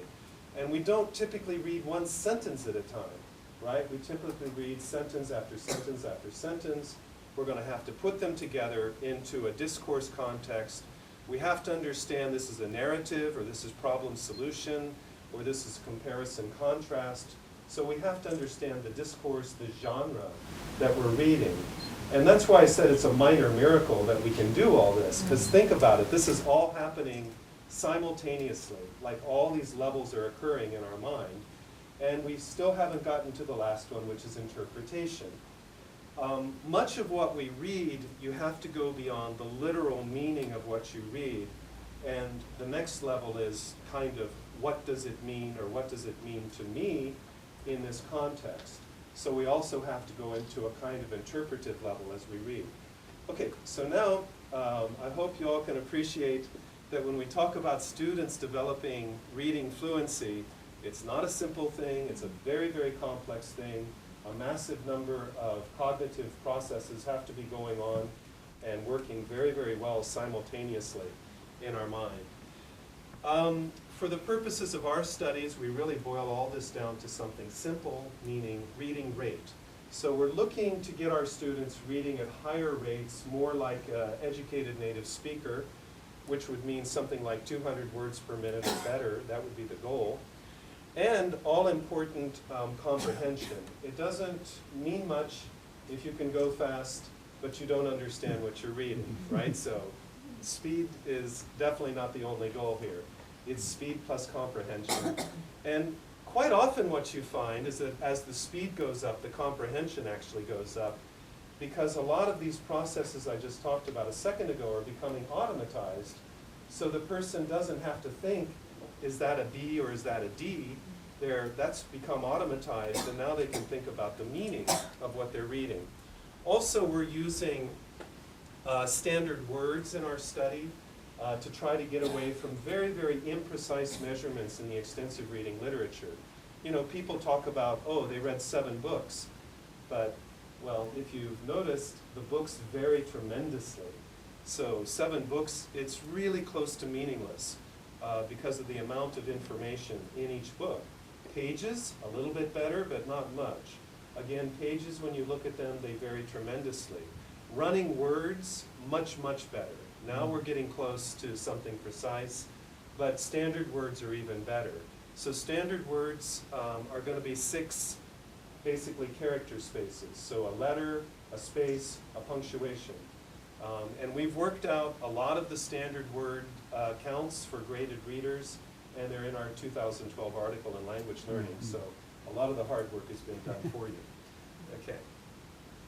All right, so next Alan is going to talk about the gaps, the purposes, and some of the methodology in our studies. Okay, so I guess we'll start with Robbie a little bit here. And as he pointed out in 2009, there's been relatively little research on fluency or fluency training that's been conducted with second language populations. And actually, when it comes to extensive reading, I think Tom Robb pointed out Robin Susser back in '89 that the quality of research, there was some things lacking in it. And David will kind of follow up on that later on. Essentially what we found, we've taken a look through the literature on fluency, and we found very, very little. And we're kind of surprised by this. We thought to find a bit more. But we determined that there's a real lack of empirical evidence on some very basic issues, and that is the amount or how much learners should read, the efficacy of authentic versus the simplified texts, and also the level of the simplified texts or graded readers that the students read, and also the patterns that individual students go through, that sequence of books. And so which are the most effective sequence? How much should they be reading? Which is better? What level of graded readers, etc., are the most effective for fluency development? Now, for our purposes, we're going to be looking at the amount that students at low intermediate proficiency level should read to make reasonably large reading rate gains. We also will look at the types of books that were most effective from our studies. As David pointed out, this was a pleasure reading course, and so students could choose unsimplified texts, things like Pearl Harbor or Bridget Jones' Diary, and so on. Also considered the levels within the simplified or graded reader series, which levels seem to be the most effective for reading rate gains. And finally, we would like to look at sort of the autonomously selected reading patterns followed by the successful participants. And this gets into our second and third studies. So from our first study, we had 97 first-year Japanese university students from a private university in Western Japan. About 3/4 were female and 1/4 were male. The academic year, which the study was carried out over, starts from about April and ends, say, January or so. And actually, at that time, it was about a total of 28 weeks, not including the summer break. We had 4 intact groups, and we had, with one of those was an intensive reading group, which served as our control group. And the instructor in that course had the students reading, do an intensive reading of fairy tales. Had a textbook, The History of Fairy Tales, I believe. And essentially, though, I won't go into too much detail, but the primary focus in that class was to have students out of class translate the text, about two pages of text per week. This is one 90-minute class per week. And then during the class, the students would present a couple lines of their translation. Now, the same instructor also taught the Pleasure Reading Group 1 course, and so that same textbook was used, but that was used mostly in class, and then out of class, the students would read would read graded readers and sometimes unsimplified texts. The Pleasure Reading Group 2 and 3 were taught by the same instructor. And that instructor chose for in-class work to had 6 simplified books, 4 of them for the first term and 2 for the second. And so they spent time in class. The students read the books and went through filling out exercise sheets on those. Most of the pleasure reading, though, was actually done out of class. But there was a little bit of time, 15 minutes or so, was spent on sustained silent reading. So some reading time in class was given. And out of class also, the students were asked to write, for all of these 3 pleasure reading groups were asked to write reports. And this allowed the teacher to, kind of verify that the students were reading the books. And of course, the teacher talked to the students and found out, what they were doing, gave advice on the book if they had questions, and so on.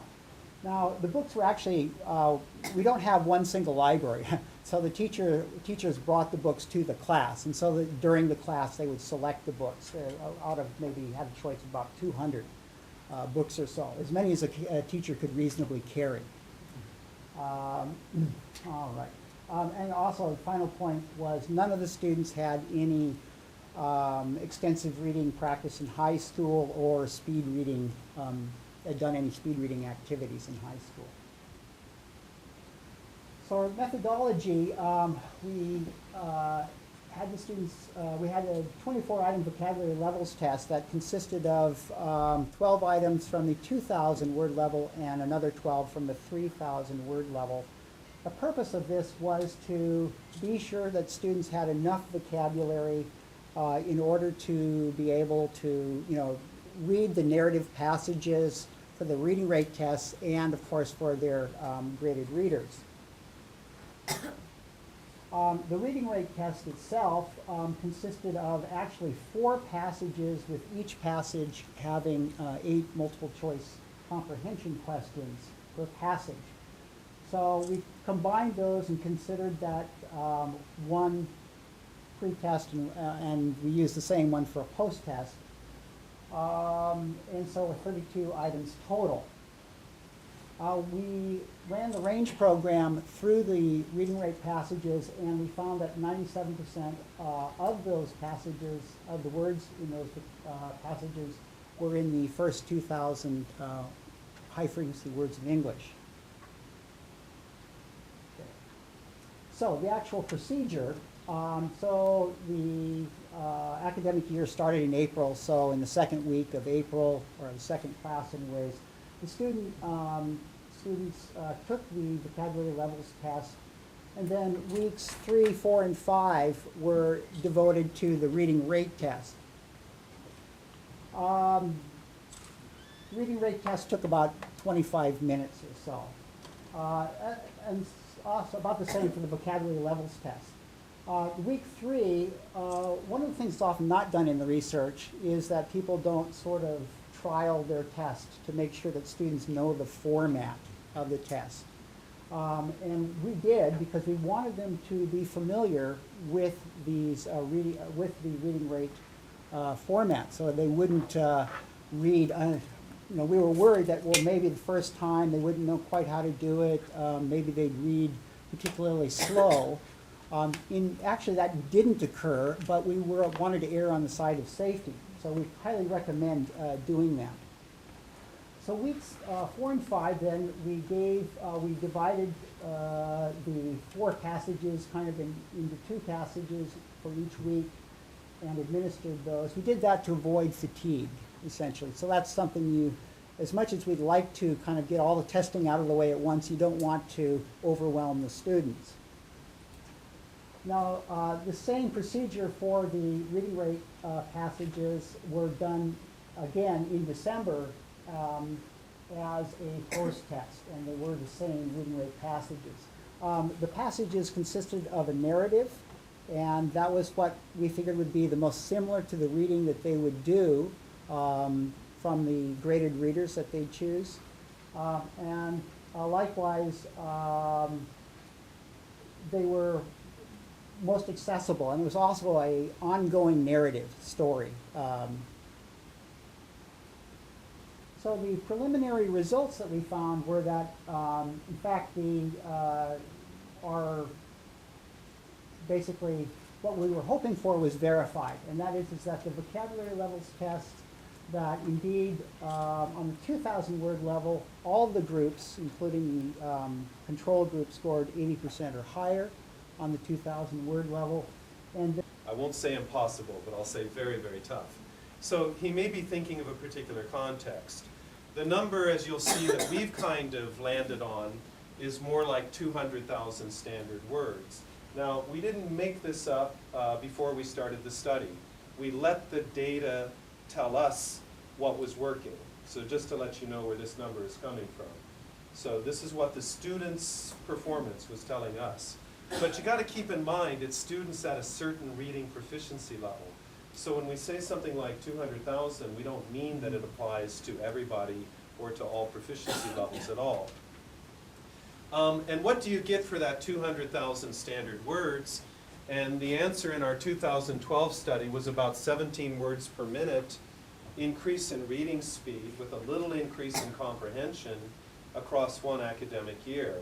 So if you're a bit of a pessimist, what you should be thinking right now is, oh my gosh, they read 200,000 standard words, which by the way is a lot of reading, and they only got 17 words per minute. I think that's a good way to think. But I guess my response, if you are thinking like that, would be, well, we don't know if that can be sustained over 2, 3, 4, or 5 years. But my goodness, if it could, you would have absolutely a qualitatively different reader within 3, 4 years, right? Somebody who's reading so much faster with much better comprehension. So that would be kind of the positive way to look at it. Now, when we rearranged our data and we picked just the top gainers, we found that they also were not reading much more, right? They're about 208,000 standard words. So that held steady, but the cream in our study, they were gaining about 33 words per academic year. And now it gets very impressive because potentially you're talking about taking a person who reads about 100 words a minute, which is pretty painfully slow, and maybe getting them up to a kind of a native speaker reading level, around 200 words a minute. Could we do that in 3 or 4 years? Nobody knows, but maybe. So we land on 200,000 standard words a year for these 3 reasons. Number 1, our empirical evidence told us people who read that much, not always, but usually made very, very substantial reading rate gains. Number 2, we know the amount is feasible. So it was done in our study, and Burroughs, 2010, he was also in a Japanese university. he had students doing extensive reading. They also hit about 200,000 standard words. So we know it wasn't just us. Other people can do this. And number 3, not to do with reading fluency, but because Burroughs didn't study that, but his students who did 200,000 standard words a year, they got significant gains in reading self-efficacy, which is a kind of reading confidence, affective variable, as well as general reading comprehension. And to kind of stretch a bit, if we go to Nishizawa, Yoshioka, and Fukuda, they reported that students who read about 300,000 words, I believe that would be running words, which would probably translate, take off about 15%, so around 55,000 standard words, a bit more than what we're suggesting, right, if you could do it in a year. And they reported that their students, what was needed for students to feel at ease. Feeling at ease is one of the hallmarks of fluency. Because with fluency, the stress is reduced, the sense of effort is reduced.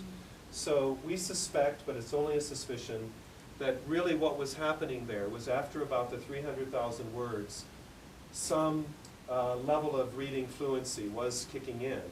Now, it also makes sense that in their study they needed more words than we did because their participants, their students, were starting at probably a considerably lower proficiency level. So it makes sense you're going to have to read more in order to get some fluency up and running. And also the increases in TOEIC scores are nice. Okay, what does this boil down to? So this is something concrete that you can easily play around with and do a little simple math and figure out how to get your students reading this much. So we pick 20 minutes a day, 5 days a week. I don't know, maybe that's asking too much. You may need to do 3 days or 4 days a week. 2 14-week semesters, which is a kind of a Japanese university semester. So we're assuming no reading during vacation. And maybe that's something you could get your students doing, right? And reading at about 80 words per minute, which I think many of our students read at that. They come to us reading at that rate, so it's reasonable. And look what you get, 224,000 standard words. So you can hit the goal by getting people reading just very regularly. Of course, if you start playing with any of these numbers, for instance, if you have people a little bit more proficient, say reading at 100 words a minute, now you're really, really in excess of that 200,000 word goal. So we do think it's quite possible to set it up this way. What types of books, authentic or simplified, are most effective? I don't think it's coming out so clearly here, but when we looked at our data, it became so clear that amount is only part of the story. Because there were people who were reading a lot, not making really good gains, people reading less, making very good gains. Of course, this can happen for many reasons. But if you look at our 5 groups, and they're arranged by gains, okay? So group number 1 is going to have the best gains, 2, 3, 4, 5. And when you look at the amount that they're reading, it actually doesn't vary that much. I mean, even the difference between the lowest and the highest, it's not an incredible difference, and it's certainly not a difference that it can account for something like this. So we naturally thought, well, it must be what they're reading. Maybe that's going to be one of the other strong variables that's causing these differences. So when we looked at the ratio of simplified materials to authentic materials, sure enough, what we found is that the top 2 groups were reading a lot more simplified materials, and they were really, really staying away from the authentic materials. Okay, so in a sense you can say, well, I knew this 15 years ago when I read Day and Bamford 1998. But the point we're making is that, yeah, the idea has been around forever and a day, but when we looked for empirical evidence to support the idea, we just flat out couldn't find it. And so that's what we're interested in doing. We're trying to actually show this is the way things work. So in any case, I think this ratio, does show that. Okay, a second thing we did, we were able to locate 28 people, so 14 matched pairs. And what we did is we matched them on amount read. So we're trying to take the amount out of the picture, out of the equation. And the difference between the 14 matched pairs was 14 of them only read simplified materials, and then their partners read at least 25% or more authentic materials, right? So we're really trying to isolate simplified versus authentic and the effect on reading rate gains. 12 of the 14 who read simplified materials outgained their partner. That's pretty convincing. And the average amount of larger gain was about 12.5 words per minute. So again, it did show us very clearly that for our students, sticking with the simplified materials, definitely better for reading fluency development. Okay, and Alan will talk about our last two questions, which is what level of simplified materials worked best, and what reading patterns did the students use as they read? Okay, so looking at the levels, as you know, the commercial publishers put the vocabulary levels on their text, but of course they vary all over the place. So we decided to kind of roughly categorize these. And so we created really 4 levels of graded readers, from the elementary, from the 300 to 800 word level, then the 1,000 to 1,600 for the lower intermediate, 17 to 2,500 intermediate, 28 to 3,800 head words for the upper intermediate advanced. And then we assigned for unsimplified readers approximately 5,000 head words. So which of these, again, levels is most effective? Well, so we looked at what these groups, again, they're based on the reading rate gains made. Group 1 made the greatest gains, about the 33 words per minute. And as you can see, most of their reading, as you go across, was well within the 1,600 word level here. And as you go down, you see that, the other students mostly read these books too, but they read less, increasingly less, even at these levels. And then when you go over to the top group, they have, on average, the lowest amount of unsimplified text, and that increases as you go down this way. So another way to look at it is looking at our top group. About 95% of the books that they read were at this 300 to 800 and 1,000 to 1,600 head word levels. So this, again, the highest gaining group, and made an average of about 5.8 to 9.8 more books at the easy levels than the other groups. And we believe that there's probably, very likely, an opportunity cost involved with reading difficult books. I mean, the learners, students are going to be reading much more slowly. That means they're really going to be getting less input. And so it's not surprising that their fluency level would be somewhat lower. Now, of course, intensive reading, we're not against it. It's just that they're going to be getting something else from that, maybe more vocabulary learning potentially, if it's not too difficult. But for the purpose of fluency, we believe that there's sort of a sacrifice being made. Moving on to our fourth question then is, so we've established that simplified books seem to be our best option and the most effective. So what pattern did the successful readers use? And so often there's been this suggestion of reading, say, 5 books at a level or 9 books at a level before you move up. Now, we don't have any empirical research yet that looks at how effective that is. And we would really like to know and see what system might work better. Again, in our system, it was the students could choose. And so what did the students do?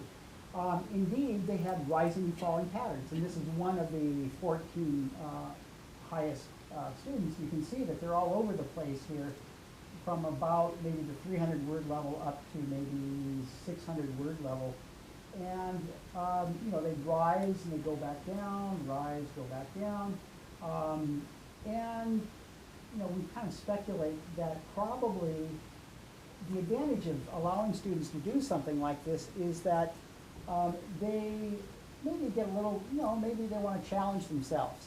Or sometimes I've heard students say, well, I'm a little bit bored at reading at this level. Let me try something harder. And they do. And they go, well, I'd like to feel a little more successful. I think I'll go back down again.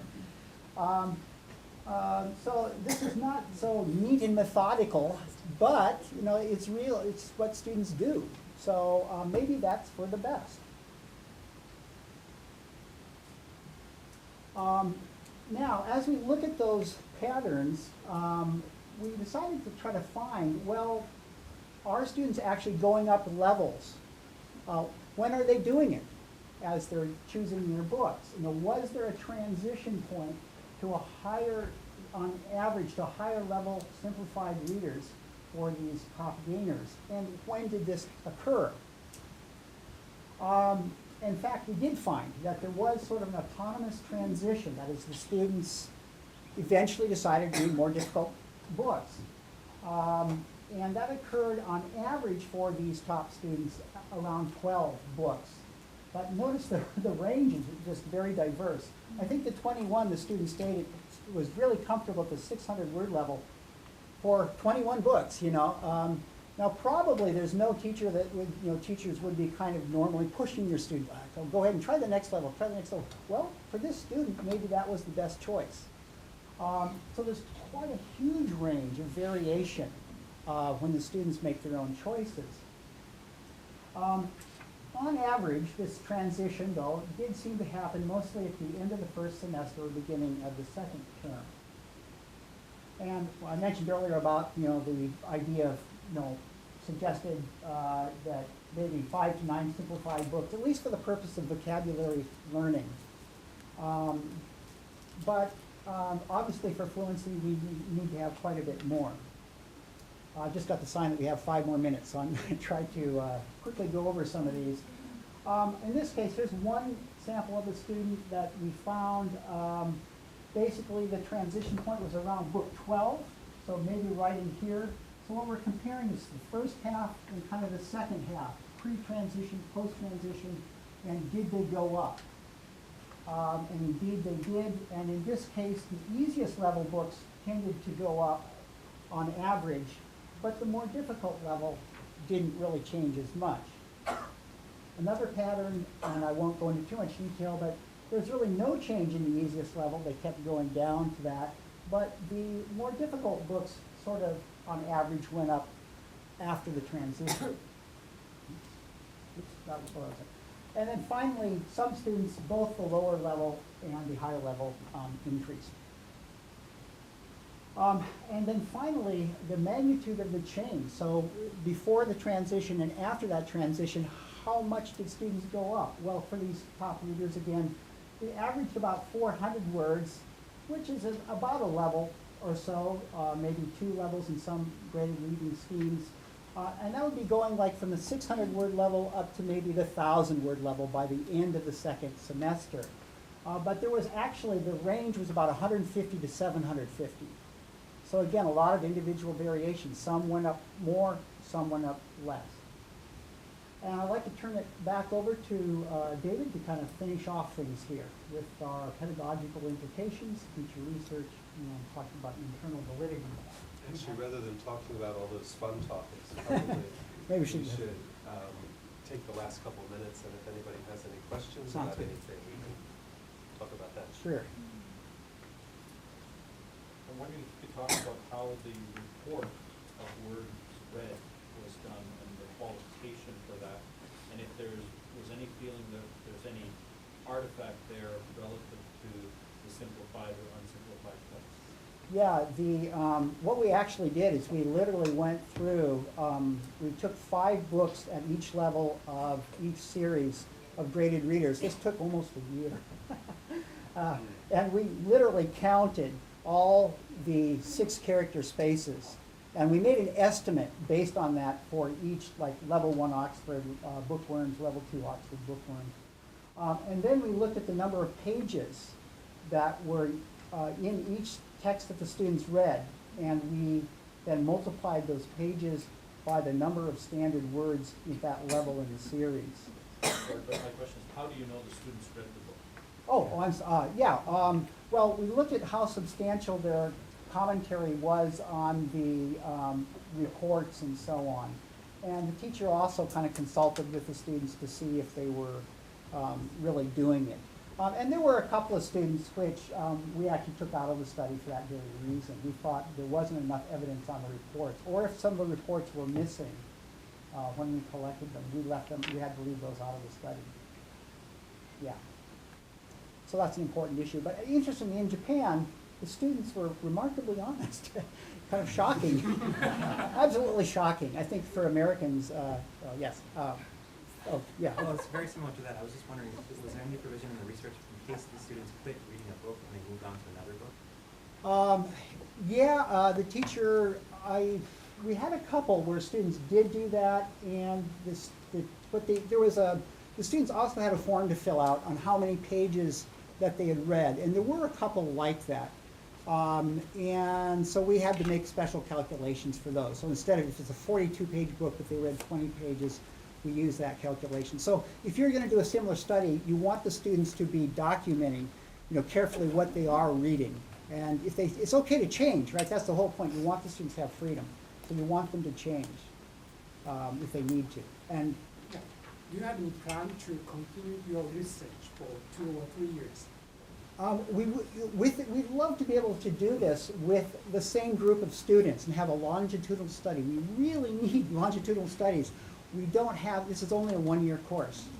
And I hope if anybody knows of longitudinal opportunities, well, maybe this is your opportunity. Yeah, that's a great question. Longitudinal is needed, and might be one of our last questions.